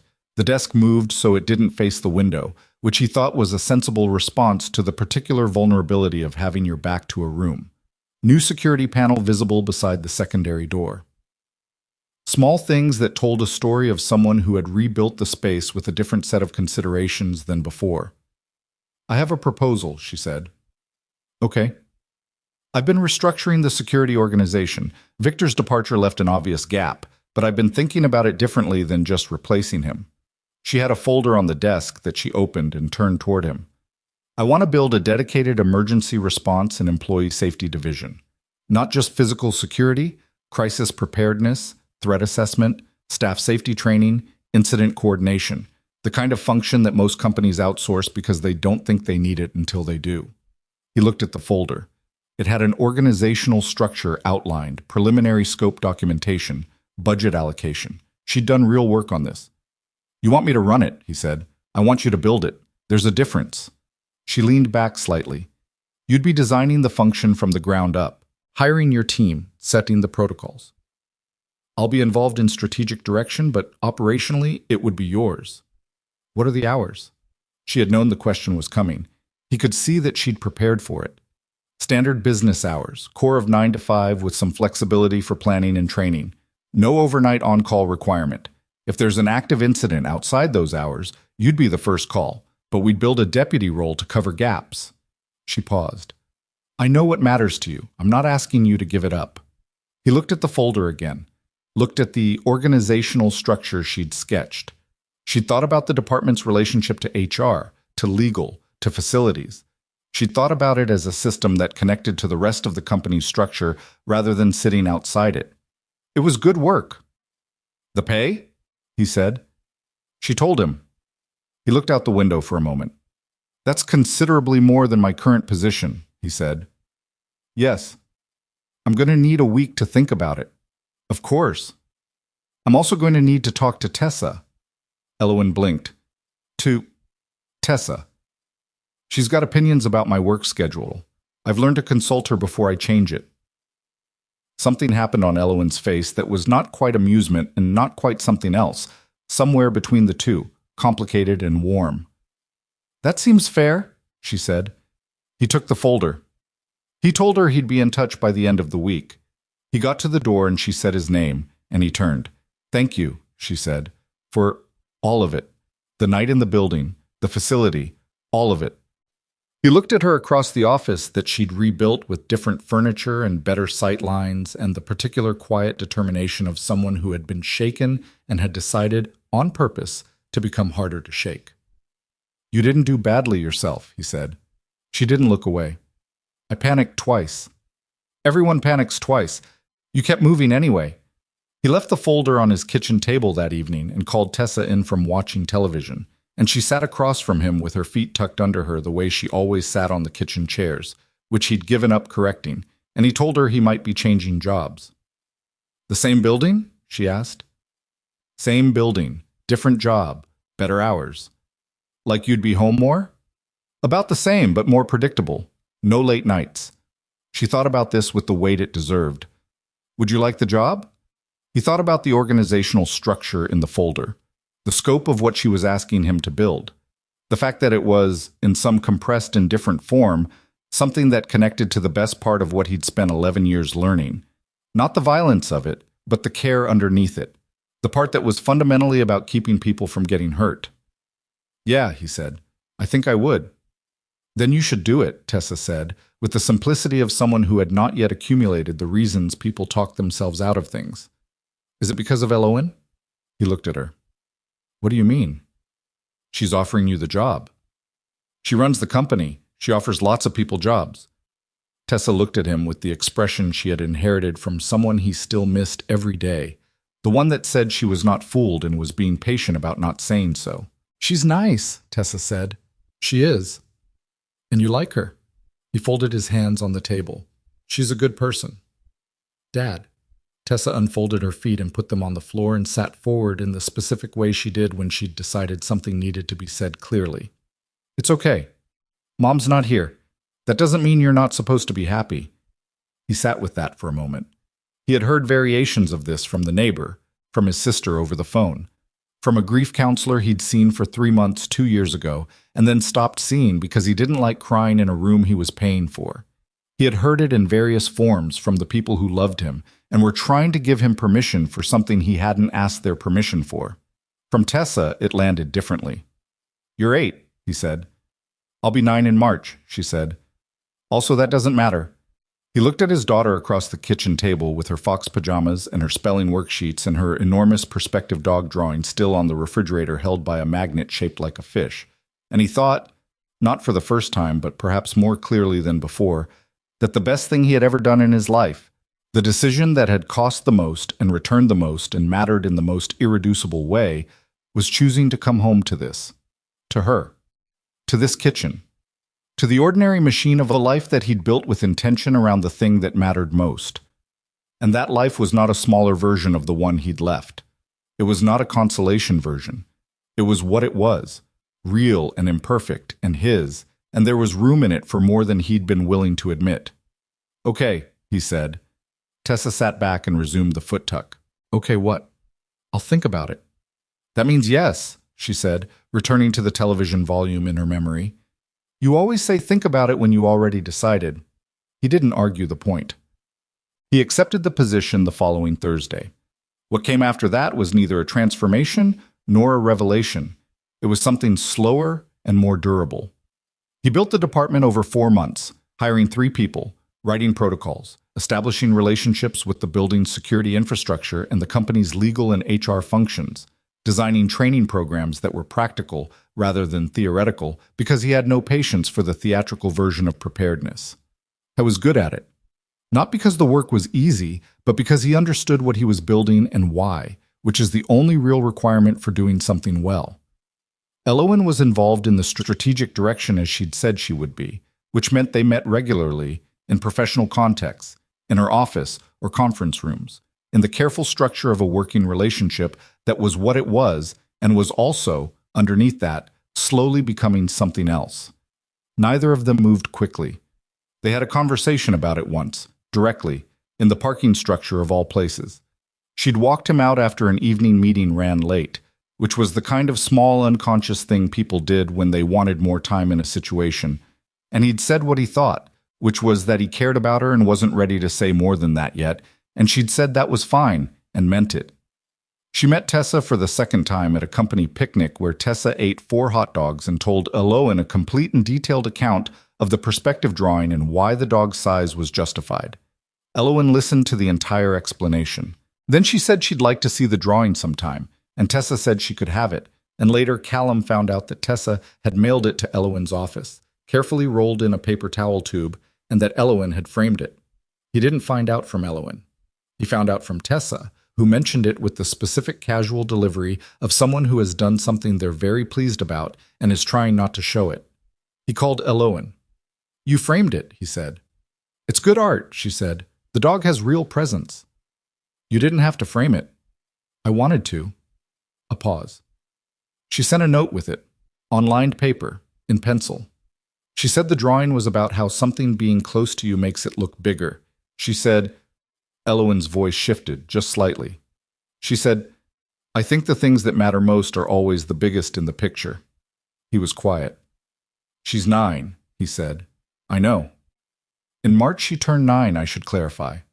I know that too. She mentioned it, twice. He could hear the warmth of it through the phone, the realness of it. She also mentioned you were making a cake, and historically your cakes were structurally unreliable. That is an unfair characterization, he said. She said one collapsed. It was still a cake, just lateral. Elowen laughed again. The surprised kind, the real kind. He'd been collecting these, he realized. The moments when her actual self came through the competent surface of her. Not because the surface was fake, but because the person underneath it was better and funnier and more uncertain than the CEO version let on. He had come to believe that the most important thing about a person was usually the thing that wasn't immediately visible. He had good reason to believe that. The Safety Training Center was Elowen's idea, and it took a full year from concept to ribbon cutting. She funded it partly from Vanguard Meridian's corporate budget and partly through a nonprofit arm she established for the purpose, a workplace safety initiative that offered training programs to small businesses and community organizations who couldn't afford their own security infrastructure. It was, in the way of the best ideas, both strategically useful and genuinely good. Callum ran the programming. He was not the public face of it. Elowen was better at that, and he was comfortable with that division. But he wrote the curriculum and trained the trainers and spent more time than anyone expected in the room with the participants, not lecturing but listening, because he had found that the most useful thing he could offer was not what he knew, but how he'd learned to pay attention. The ribbon cutting was on a Wednesday afternoon in October, 14 months after the night Callum had run toward a scream he didn't have to run toward. There were people from the mayor's office. There were local news cameras, though fewer than Elowen's PR team had hoped. There were Vanguard employees, some of whom had been in that auxiliary unit at the facility, and who stood in the crowd with the particular expressions of people who understood why this building existed in a way that went beyond the press release. Tessa was there, because it was a half day at school, and the neighbor had brought her, and she arrived in a dress she'd chosen herself that had a pattern of small telescopes on it, which she had selected because, she explained, the ceremony was about looking out for people, and telescopes helped you see far. He didn't try to argue the logic. He stood beside Elowen while Elowen said the things that needed to be said, clearly and without pretension, which was how she did everything when she was being herself. And he watched Tessa in the crowd standing beside the neighbor with her program in both hands, reading it seriously. After the speeches, after the ribbon, after the photographs and the handshakes and the particular organized chaos of a public event, Callum found a quiet corner near the building's east wall and stood in it for a few minutes. Not hiding, just standing, the way he sometimes needed to after a lot of people and a lot of noise, finding the edges of himself again. Elowen found him there. She stood beside him without saying anything for a moment, looking at the crowd thinning across the courtyard. She had a glass of sparkling water she wasn't drinking. She'd given the same glass a hard time at the dinner 14 months ago, he thought. Old habit. You're doing that thing, she said. What thing? The thing where you stand somewhere and look like you're not thinking anything, but you're clearly thinking a great amount. I'm thinking it went well, he said. It went well. She looked at the building. Better than well.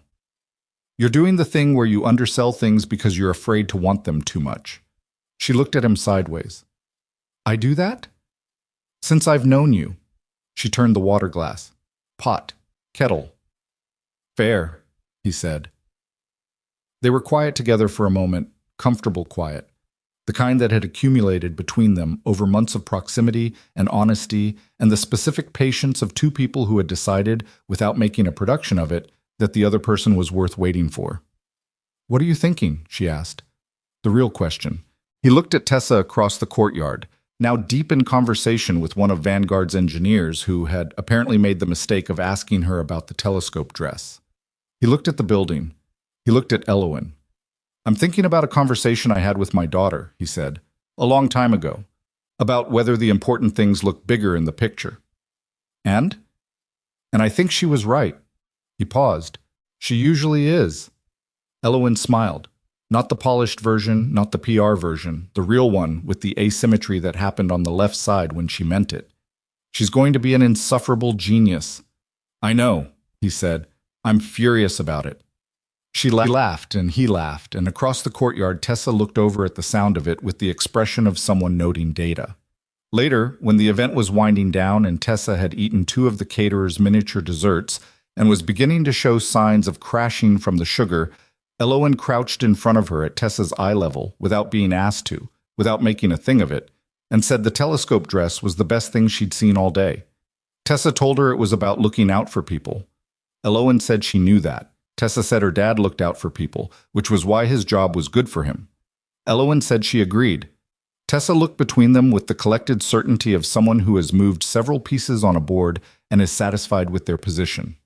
Are you coming to our house for dinner sometime? Tessa asked. Tessa, Callum said. What?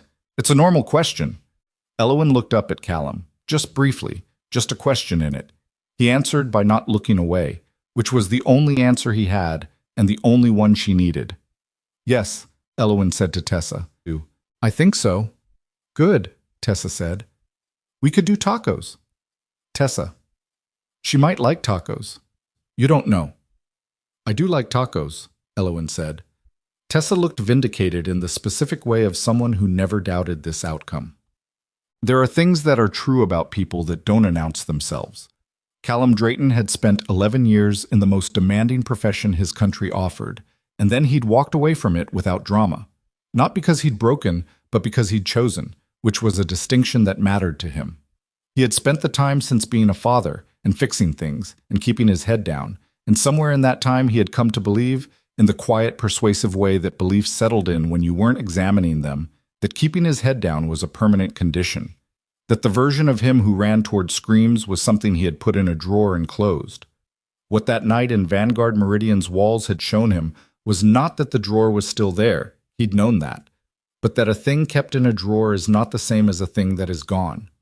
That who you were, truly, does not evaporate because you stop using it. That the skills and instincts and capacity that made you capable of something difficult could be turned towards something smaller and quieter, and just as necessary, if you were willing to let them. He had not set out to save Elowen Prescott. He had set out to fix an elevator and had encountered something else, and he'd made the choice that his particular self made when it encountered that particular something. That was all. And it was everything. Victor Dane had told him in a tunnel that it was never over for people like them. He'd been wrong about that. Not about the people, but about the it. The violence was over. The conspiracy was over. The version of Callum that had spent 11 years in service to something larger than himself was not over, but it had found a different shape, one that did not require him to be absent or unreachable or harder than he wanted to be, one that let him build something instead of only protect it. He thought sometimes about the conversation Tessa had started that night at the kitchen table, the grandmother in the book, and the secrets, and whether keeping them was hard. He had never fully answered her question. Maybe the answer was, yes, keeping the version of yourself that you are afraid to show costs something. And maybe the cost compounds over time in ways you don't notice until you stop paying it. He had stopped paying it. Elowen had stopped waiting for the world to be safer before she let people in. Tessa had started the whole thing by, at 8 years old, looking at her father across a kitchen table and saying a thing true and direct, and without hesitation, because she had not yet learned all the reasons people talked themselves out of saying true things. He had a lot to learn from his daughter. He already knew that. The three of them walked out of the courtyard on that October afternoon with the light going low and golden the way it went in October. And the neighbor had the car and offered to take Tessa for the evening. And Tessa went with the ease of a child who is secure enough that an easy evening with the neighbor is just a good thing and not a loss. And Callum and Elowen walked to the parking structure. They talked about nothing much. The event. A problem with one of the training modules he was working on. Something she'd read. The walk was 10 minutes, and they took 15. At her car, she said, dinner, real dinner, this weekend. Not with the caterer. Yeah, he said. Okay. She looked at him for a moment in the parking structure's flat light, and he thought, not for the first time, that she was someone who looked better in real light than in arranged light. More honest, more specific, more actually herself. Slow, she said. We're already doing slow, he said. Maybe we're just doing it. She considered that. Maybe. He drove home through the same streets he'd been driving for 2 years, past the same turns, and parked in the same spot, and went up to the same apartment that he'd been living in since he'd chosen this life in this city. And he stood in the kitchen for a moment in the quiet before the neighbor brought Tessa back. The spelling worksheet on the table was this week's. He sat down and looked at it. She'd gotten 8 of 10 correct. She'd misspelled separate as separate, which was the most common version of that mistake, committed by approximately half of all English speakers across all of recorded history, and it made him feel fond of her in the way that specific familiar errors could make you fond of someone. He picked up a pencil and wrote the correct spelling in the margin, lightly, so she could see both versions. Outside, the October evening settled into dark. He sat at the table and waited for his daughter to come home, and the waiting was not the waiting of someone sitting in the in-between, marking time until real life resumed. It was the waiting of someone who knew exactly where he was and why he was there and who was coming through the door. It was the waiting of a man who had, without entirely planning to, built a life worth staying in. And when the door opened and Tessa came through it with the neighbor behind her and a story already starting before she'd taken off her shoes, he put down the pencil and turned around and was present for it, fully, completely, without reservation. That was what he'd been building all along. That was what it had always been about. The tacos were from a kit. The hard shells broke the moment you picked them up, which Tessa had solved by eating over the sink. And at some point Callum had joined her there, and they were both eating over the sink in their kitchen at 9:15 at night, and she was telling him about the perspective drawing and how her teacher had held it up for the class, but then made a comment about the dog's scale. And Tessa's position was that her teacher was technically correct, but missed the artistic point entirely. "The dog is in the front," she said.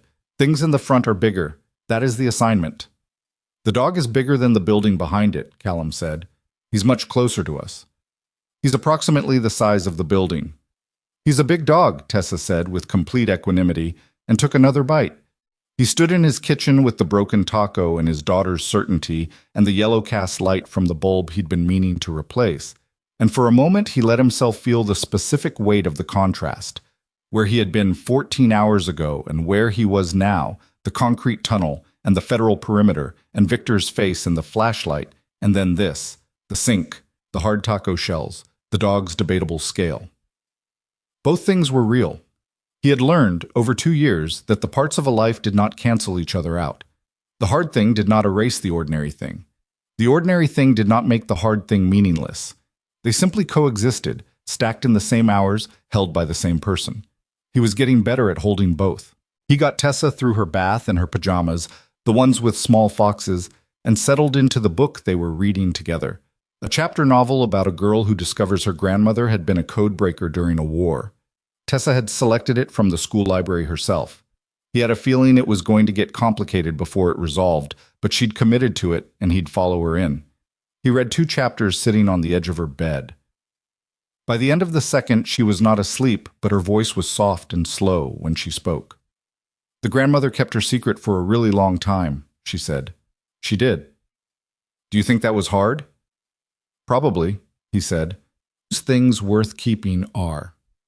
She thought about this in the loose, approaching sleep way she thought about things at the end of the day, when her defenses were down enough to let real questions through. "Did you ever have secrets? Big ones?" He looked at the cover of the book in his hand.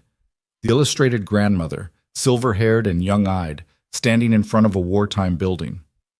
"Some," he said. "Not the same kind." "What kind?" "The kind where you know something about yourself that you haven't told anyone yet," he said. "Not because you're hiding, just because you haven't found the right moment." Tessa considered this. "Is that still a secret? If you're not hiding?" "Maybe it's more like a thing you're carrying," he said, "until you put it down somewhere." She was quiet. Then, sleepily, "Did you put it down?" "Starting to," he said.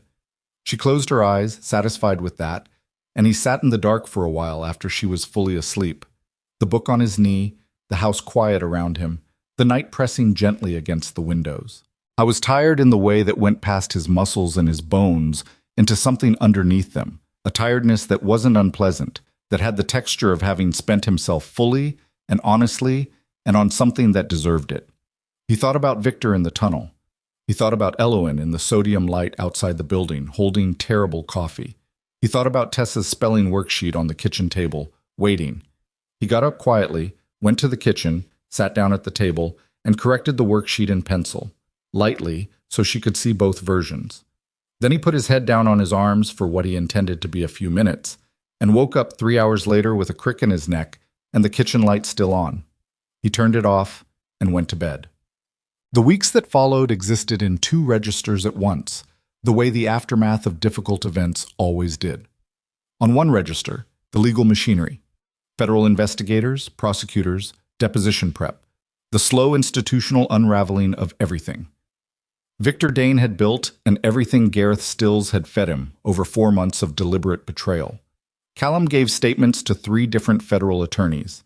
He sat in conference rooms that were expensive in the particular way that spoke of hourly billing rates, and was asked questions he answered precisely and without embellishment. And when they asked how he'd disabled Victor's grip in the corridor, he said pressure to the radial nerve, and watched the attorney write it down without follow-up, which told him they'd already been briefed. The buyers, the people Victor had arranged to purchase the stolen architecture, had been identified and arrested within 48 hours of the facility operation. 3 individuals connected to a private defense technology brokerage with offices in 2 countries, both of which were going to have difficult diplomatic conversations with the U.S. government in the coming months. Callum followed the news of it with the removed interest of someone watching a fire that had already been put out. Useful to know where the embers were, but not urgent. On the other register, Tessa's science project about the water cycle, which required a specific kind of blue poster board that was apparently not available at 3 separate stores and required a 4th trip to find. A dentist appointment that revealed a cavity in a back molar that Tessa received with the stoic betrayal of someone who had done everything right and was being punished anyway. His truck's left rear tire, which went flat on a Tuesday morning and made him 7 minutes late to a deposition, which the attorney found interesting in a way he did not explain. He called his sister twice. She lived in Portland, and they talked every few weeks, not because either of them was particularly good at maintaining contact, but because they'd agreed to try, after their mother died 3 years ago, to not let the distance become a default. His sister asked how he was doing, and he told her fine, and she said in the way she said things, direct and without performance, "That's not really an answer." "I know," he said. "Are you fine, or are you managing?" He thought about it.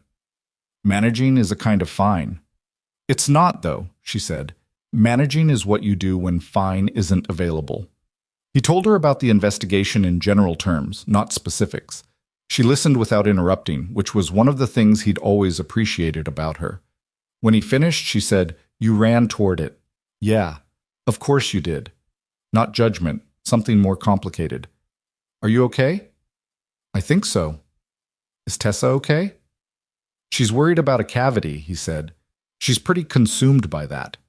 His sister laughed, and he laughed, and the conversation moved into easier territory and stayed there for another 20 minutes. And when they hung up, he felt the particular lightness of having been known by someone who had known you long enough to hold the whole shape of you, not just the current version. Elowen called him twice during those weeks, not about the case, just to ask how he was, which he registered as a different thing from the professional follow-up calls, and responded to accordingly. The second call lasted longer. It was a Saturday. Tessa was at a birthday party, and he had 2 hours to himself that he was spending at the kitchen table with coffee that had gone cold because he kept forgetting to drink it. "Victor's arraignment is in 3 weeks, Elowen said. "The prosecutors want us both present. I got the notification." "How do you feel about it?" He turned the cold cup. "Like it's something I'll do and then it'll be done." "That's very compressed," he said. "I know." "How do you feel about it, actually?" He considered. "Tired of it. Not in a bad way, just ready for it to be finished so the thing that comes after it can start." A brief quiet. "What do you think comes after it?" "Something quieter," he said. "Something that doesn't require as much maintenance." She made a small sound that might have been agreement and might have been something else. "Callum." She said his name differently now than she had in the early weeks, without the slight formality of someone using a first name they weren't sure they'd earned yet. "I keep thinking about whether I missed something with Victor. Some sign, some shift in behavior, something I should have—" "You probably missed things," he said. She was quiet in a way that told him she hadn't expected him to say that. Not because you weren't paying attention, he continued, but because he was specifically working to not be seen. That's a skill. He was good at it. The fact that he was good at deceiving you is not a failure of your perception. It's a consequence of his choices. He paused. You're not responsible for what he decided to become. I know that, she said. In my head. Your head and your chest are running on different timelines. That's normal. He leaned back. Give it more time. The gap closes. You sound like someone who's had practice with that gap. Some, he said. She didn't push it, which he appreciated. They moved into other conversation, the investigation, the rebuilding she was doing at Vanguard, a question she had about the security infrastructure review she was undertaking. At one point she laughed at something he said, the real laugh, the surprised one that came out of her without announcement, and he held that sound for a moment like something worth noting. When Tessa called from the birthday party to be picked up, he told Elowen he had to go and she said of course, and then she said, Can I take you and Tessa to dinner sometime? When the legal piece is done. When things are after. He looked out the kitchen window. Let me ask her, he said. He called Tessa at the party. Tessa's first question was about the restaurant's bread situation. He relayed this to Elowen, who identified a specific Italian place in the North End with bread that was worth the inquiry. He relayed this back to Tessa, who said that was acceptable. He relayed Tessa's acceptance to Elowen. There was a pause on Elowen's end that felt like a smile. She's going to run the world, she said. I know, he said. I'm trying to stay out of her way. Victor Dane pleaded guilty to 7 federal charges 8 weeks after his arrest. The negotiated resolution was, by all accounts, the outcome his lawyers had assessed as optimal, given the evidence available, which was considerable, given that the federal team had the architectural drive, Stills's full cooperation, communications records recovered from the facility, and 2 of Victor's men who had independently decided that loyalty had a ceiling. Callum found out via a text from Elowen on a Tuesday afternoon while he was eating a sandwich in his truck outside a hardware store. He took the deal. 7 counts. Sentencing in February. It's over. Then, after a few seconds, are you okay? He typed back, yeah. You? Her response took longer than usual. I'll tell you in person. Dinner still on? He wrote, tomorrow work? She said yes. He put his phone in his pocket and finished the sandwich. It was over in the way real things were over, not with resolution settling like light into every corner, but with a date on a calendar and a text message and the specific flat feeling of attention that had been holding you upright for 2 months, releasing all at once. He sat in the truck for a few minutes and let himself feel it. The tiredness underneath the tiredness. The space where the vigilance had been, suddenly available for something else. He drove home and checked Tessa's homework, and made pasta for dinner, and didn't think about Victor Dane for the rest of the evening, which was itself a kind of resolution. The restaurant was warm and genuinely Italian in the way that some places were. Not decorated to look at, but just actually that. The kind of place where the menu was short, because they decided on the things they did well and stopped there. Elowen was already seated when they arrived, and she stood when they came in, and then she saw Tessa, and her whole prepared posture shifted slightly, recalibrated. Tessa looked at her without guile, the direct assessment of a child who hadn't learned to soften it. You're the one who gave Dad his new job, Tessa said. Callum had not mentioned the job offer yet.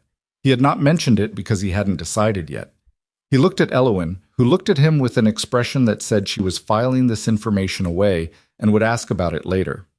I offered him one, Elowen said. He hasn't decided. He'll take it, Tessa said.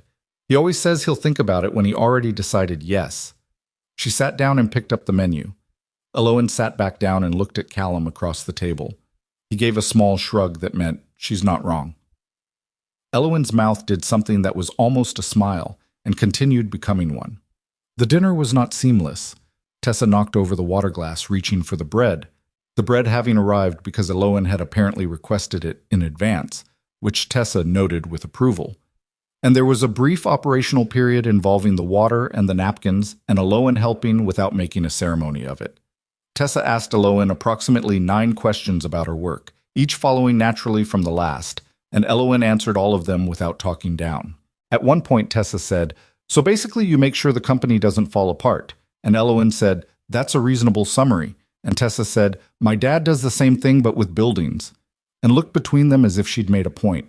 She had made a point. After dinner, they walked to the parking structure, the three of them on a sidewalk in November, Tessa between them explaining the plot of the Codebreaker book in considerable detail, including her predictions for how it would end and why those predictions were based on narrative logic rather than wishful thinking. Elowen said quietly to Callum, under Tessa's narration, she told me I should come to dinner at your house. I heard. She said she could make tacos. She can't make tacos, he said. She assembles them. There's a distinction. She seemed confident about her role in the process. She's confident about most things. He watched his daughter gesturing with her hands to illustrate a plot point. She gets that from her mother. Elowen was quiet for a moment. Then, carefully, you mention her easily, your wife. Not always, he said, but more than I used to. He paused. She deserves to be mentioned. It would be a strange erasure not to. Elowen absorbed that. Callum, she said. They had reached her car. Tessa was explaining something to herself quietly, still working through the book's logic. I want to be honest with you about something. Okay? I am not someone who is naturally good at this, at the personal version of things. I'm good at work. I understand systems and problems and how to move resources toward solutions. The other part. She looked at him directly, which was something she always did when she was saying something real. I don't always know what I'm doing. I want you to know that going in, that I'm going to make mistakes that aren't about not caring. He held that. I know that, he said. I've been watching you for 2 years. She blinked. In the maintenance capacity. In the paying attention capacity. It's what I do. He looked at her. You work too hard and eat too little, and you trust people all the way until you don't trust them anymore, and there's not much in between, which is something we'd probably need to talk about eventually. You're better at solving problems than sitting with them. You're funnier than you let most people see. He paused. I know what I'm looking at. I'm not confused about it. She was quiet. Not the processing quiet, something different. The quiet of someone receiving something they had not been expecting and needed a moment with. Okay, she said finally. Okay, he said. Tessa looked up from her internal book conversation. Are you two done? She asked. Not unkindly, just interested in the status. Getting there, Callum said. Tessa evaluated this and returned to the book. He accepted the position the following Thursday in Elowen's office, standing across her desk from her in a meeting that lasted 12 minutes because they'd already said everything that needed saying over the previous weeks, and the paperwork was the only remaining step. You thought about it, she said. I talked to Tessa, he said. She voted yes. She voted. She takes these things seriously. Elowen leaned back in her chair, and he could see the relief move through her. Not the relief of getting what she wanted, but the specific relief of someone who had been uncertain whether they'd asked correctly and found out they had. You'll hate the title, she said. I looked at the org chart, and the closest official designation is Director of Emergency Response and Organizational Safety. That's a lot of words, he said. I can trim it. Leave it, he said. Titles are for business cards. The work is what matters. She looked at him for a moment. You're going to make my HR team insane. Probably, he agreed. She handed him a pen and he signed where indicated, and it was not a dramatic moment, just a pen on paper in an office in the middle of a Wednesday morning, with the building humming around them the way it always hummed, with the particular weight of a decision made deliberately and held clearly. What followed was neither a transformation nor a revelation, but something more durable than either. What? He built the department over 4 months, and the building took longer than he expected and went better than he'd predicted, which was the honest summary of most things worth doing. He hired 3 people, a former EMT named Gloria, who had left her department over a policy dispute and brought the specific competence of someone who had stopped performing readiness and simply become it. A young man named Tariq, who had a degree in organizational psychology and who understood systems in the way that complemented Callum's instinct for physical space, and a retired detective named Priya who knew how to talk to people in crisis in a way that was neither clinical nor theatrical. Together they wrote the protocols, built the training modules, established the relationship with building security and the company's legal and HR functions, and created something that most companies said they had and almost none actually built. Callum was not the most natural administrator. He was better at the real thing than at the paperwork version of the real thing, which Tariq helped cover. But he was good at knowing what he was building and why, and that, he'd come to understand, was the foundational requirement for any work that meant something.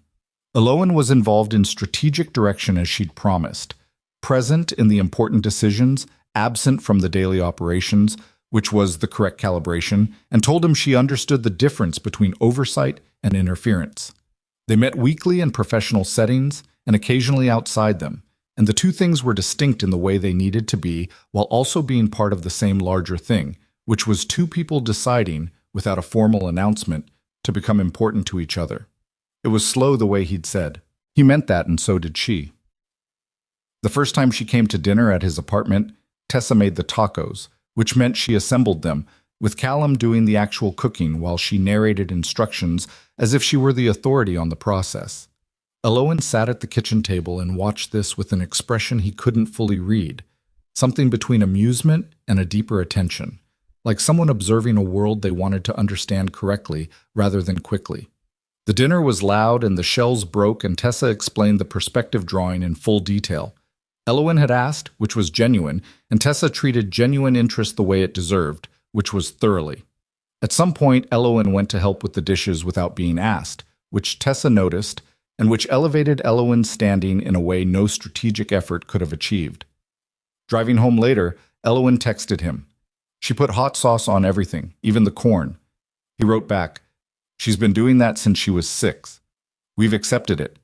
Your kitchen is the most chaotic, organized space I've ever been in. That's accurate." A pause. Then, "I had a really good time." He looked at his phone in the quiet of his apartment after Tessa was asleep and wrote back, "Yeah, me too. Not elaborate, not performed, just true." Tessa sent the perspective drawing to Elowen's office 3 weeks after that dinner, rolled in a paper towel tube, with a note on lined paper and pencil that said, "This is about how the things closest to you look biggest. I think the things that matter most are always the biggest in the picture.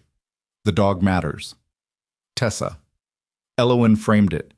Callum found out not from Elowen but from Tessa, who mentioned it with the specific casual delivery of someone who had done something they were extremely pleased about and was measuring how pleased they were allowed to show. He called Elowen. "You framed it," he said. "The dog has real presence," she said. "You didn't have to—" "I wanted to." A pause. "She sent a note. Did she tell you what it said?" "She mentioned it." "I've read it several times," Elowen said, and her voice was different when she said it, quieter, more exposed, less managed. "She's 9. She'll be 10 in March. She's been announcing it since August. She told me. She also told me your cakes are structurally unreliable." "One cake?" he said. "One time. It was a technically successful cake." She said it fell sideways. "It fell sideways after it was served. The eating portion was fine," he paused. "She's not wrong that the structural engineering could be improved." Elowen laughed. He had been counting these, the real ones, the ones that came out of her without announcement, the ones that had the specific surprised quality of someone discovering something is funnier than they expected. He had gathered a collection of them without intending to. He understood what that meant. The Safety Training Center was Elowen's idea, and it was the best idea she had that year. She funded it through Vanguard Meridian's corporate budget and through a nonprofit arm she established specifically for the purpose, a workplace safety initiative that offered training to organizations that couldn't afford their own infrastructure. The vision was clean and useful in the way visions were when they came from an actual understanding of need rather than an abstraction of it. She had 6 employees who'd sat zip-tied against a wall through the night because no one had built adequate preparation into the company's systems, and she was not interested in that being the kind of mistake that repeated itself. Callum ran the programming, not the public face. Elowen was better positioned for that, more comfortable with the press and the donor cultivation and the particular performance of institutional confidence that these things required.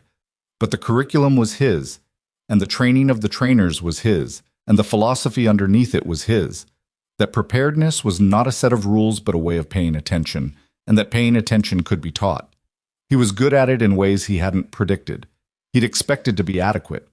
He found instead that teaching this particular thing, the skill of noticing, of reading a space, of understanding what was normal enough to recognize what wasn't, pulled from the same place in him that had been doing it naturally for 11 years, in contexts where the cost of failing was absolute.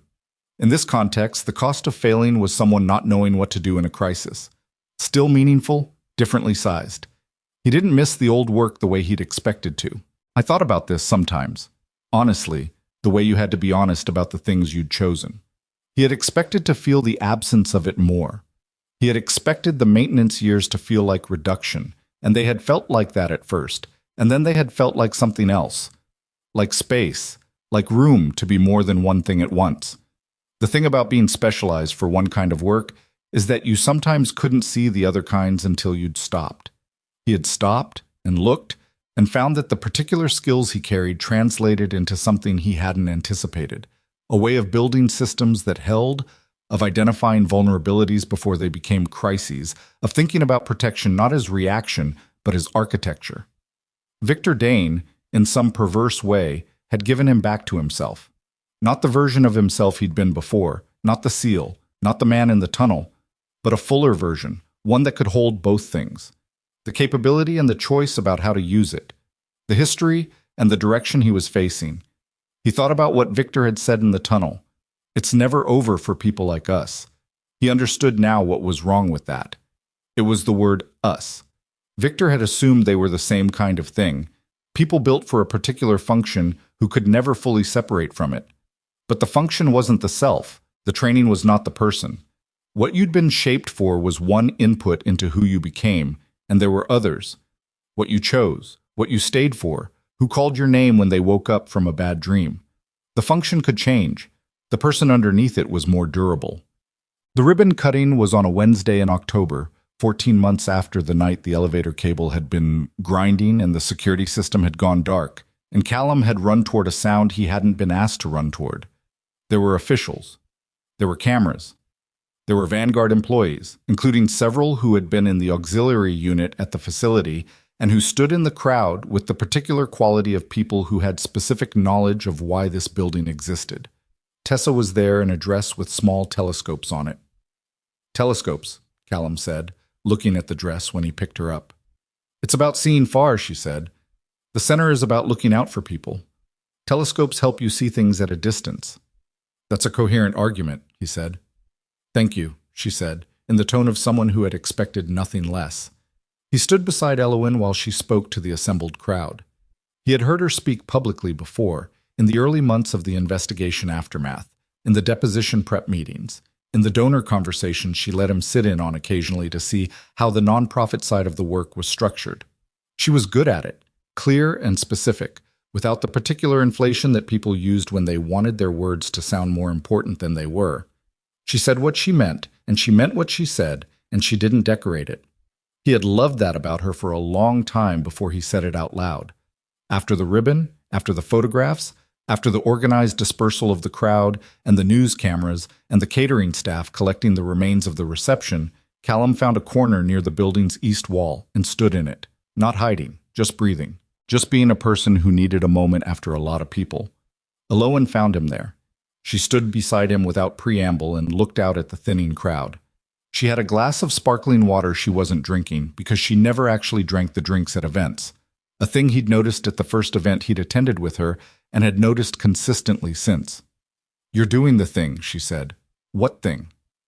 Where you stand somewhere and look like you're doing nothing but you're doing everything. I'm thinking it went well. It went well. She looked at the building. 6 months ago, it was an empty floor and a proposal. You're good at moving things from proposal to real, he said. You built the thing that made it worth building, she said. The curriculum, the methodology. That's yours. Ours, he said, and meant it. She turned to look at him, and he could see in her face the same thing he'd seen in it since the beginning, the specific uncertainty of someone standing at the edge of something they wanted and weren't sure they'd been given permission to want. He had spent a lot of the last year understanding that about her. She was better at giving than receiving, better at doing than asking, better at building the structure than trusting it to hold once she was inside it. He understood that from the inside too. Are we... She started. Yes, he said. She blinked. I hadn't finished. You were going to ask if we were okay, he said, and the answer is yes. She looked at him. How do you know that was the question? Because you've been working up to it for 20 minutes. You've been standing slightly sideways and not finishing sentences. I don't do that. You do that when you're about to ask something personal. You angle. It's a tell. She looked at him with the expression she got when she was deciding between being annoyed and being amused. It landed on amused. You've been watching me for 2 years. 14 months professionally, the last 6 months differently. And in those 6 months you identified a tell. Several, he said. I'll tell you the rest eventually. She turned back to the courtyard. Tessa was across the way, deep in conversation with one of Vanguard's structural engineers, her hands moving to illustrate something. The telescope dress made her visible from anywhere in the space. What are you thinking? Elowen asked. The real question, the one she'd learned to ask directly because she'd learned he'd answer it. I'm thinking about what Tessa said, he said.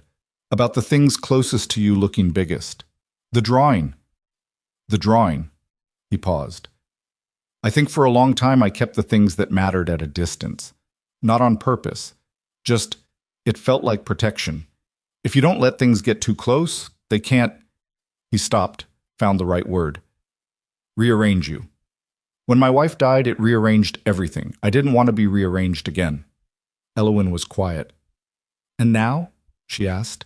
And now I think rearranged is maybe just another word for changed, he said. And change is just what happens when something real gets close enough to matter. He looked at her. I'm okay with it. With being rearranged. She was quiet for long enough that he wondered if he'd said too much. Then she said, I've been alone in a particular way for a long time. Not lonely, just self-contained. Everything routed through work. All the things I cared about visible in the org chart somewhere. I know, he said. And then there was this, she gestured, a small motion that seemed to indicate him and Tessa and the building and the general shape of the last 14 months. And I didn't know what to do with it. I kept waiting for the professional answer, the strategic read. She looked at him. There isn't one. It's just you and her. And the fact that I think about dinner in your kitchen more than I think about most things I'm supposed to be thinking about. He thought about the sink, the broken taco shells, the hot sauce on everything. That's the highest compliment you've ever given me, he said. Don't make it weird. Too late, he said. I'm keeping that one. She looked at him for a moment, and he looked back, and between them was everything that had been building since a night in a dark building when he had pushed through a closet and said the most understated thing he had ever said to another person. Hey. Okay, she said. Okay, he agreed. Across the courtyard, Tessa looked over at them and gave a small nod. A decisive, satisfied nod, the nod of someone whose arrangements were proceeding correctly. Callum caught it. He looked at Elowen. She just approved this. Elowen turned and looked at Tessa, who had already returned to the structural engineer with full conversational commitment. Is she going to be like this forever? Probably worse as she gets older, he said. I find that genuinely alarming. You'll adapt, he said. She's worth it. Later, after the event wound down, and Tessa had consumed 2 miniature desserts and was beginning to show sugar crash signs, after the neighbor had offered to take her for the evening, and Tessa had accepted with the ease of a child who was secure enough that a change in plans was just a good thing.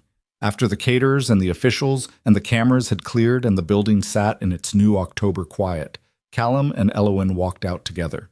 The parking structure was close. The walk took longer than it needed to. Dinner, she said. Real dinner. My turn to cook. You cook? I'm adequate, she said, with the specific precision of someone who has a clear and unromantic relationship with their own abilities. I make 3 things well. I'm not going to expand that list, but the 3 things are reliable. What are they? You'll find out, she said. At her car, she turned to face him, and the parking structure's flat light did what it always did, stripped out everything ornamental and left the actual face, which he had come to know as the better version anyway. I don't say things I don't mean, she said. You know that. I know that. So when I tell you that I'm glad you ran toward that elevator, she stopped. That you ran toward me, I mean it. Not because of the obvious reason, because of what came after. She looked at him. Because of dinner in your kitchen, and the telescope dress, and the drawing on my office wall, and the fact that I know how you take your coffee now, without asking. He was quiet. How do I take my coffee? He asked. Black when you're focused, one sugar when you're tired. She tilted her head. You've been one sugar most of this week. He absorbed that. The specific attention in it. The fact that she'd noticed without making a thing of noticing. You should come to dinner next week, he said. Tessa will cook. She'll assemble, Elowen said. Exactly. He looked at her. You fit there. I want you to know I know that. Something moved across her face. Real, unmanaged, briefly visible, before she composed again. Not because she was hiding it, just because she was still learning what to do with things that mattered. Okay, she said quietly. Okay, he said. He drove home through the same streets, parked in the same spot, walked into the same apartment that was quiet in the particular way of a space that was expecting someone back. He stood in the kitchen. The spelling worksheet on the table was this week's. He'd checked it this morning, and she'd gotten 9 of 10, misspelling rhythm in a way that was completely understandable because rhythm was a word designed by someone who wanted to see people fail. He sat down and wrote the correction lightly in the margin. He thought about what he'd built. Not the department, though that was real. Not the training center, though that mattered. The whole shape of it. The years of getting here, the grief and the choices, and the maintenance shifts, and the night in the dark building, and the woman with the terrible coffee, and the 9-year-old with the telescope dress who had been running this whole operation from the kitchen table since before anyone realized it. He thought about what Victor had believed, that capability was destiny, that what you were built for was what you were. He thought about how much of his life had been spent resisting that, and how long it had taken him to understand that the resistance wasn't the right frame either. The question wasn't whether you were built for something. The question was what you chose to build with what you had. He had chosen. He kept choosing.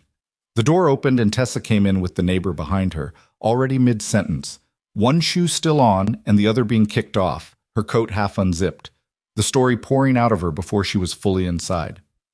And the engineer said the building's foundation uses a tension system, which is basically the same as what I said about the dog, which is that things under tension look different depending on where you're standing. Shoes, he said. She stopped, looked at the one shoe still on, removed it with the energy of someone completing a minor but acknowledged administrative task, and resumed. So I was right about perspective being about more than just drawing, and she said, he let the story come. He sat at the kitchen table with his daughter's worksheet under his hand and her voice filling the apartment, and the October night pressing gently against the windows. And he was fully in it, not holding it at a careful distance, not managing the size of it, just present in the middle of it, in this ordinary and specific and irreplaceable life. That was what he'd been building. That was what all of it had been for. Not the old version of himself, and not a diminished version, but the one that had come out the other side of everything he'd been through.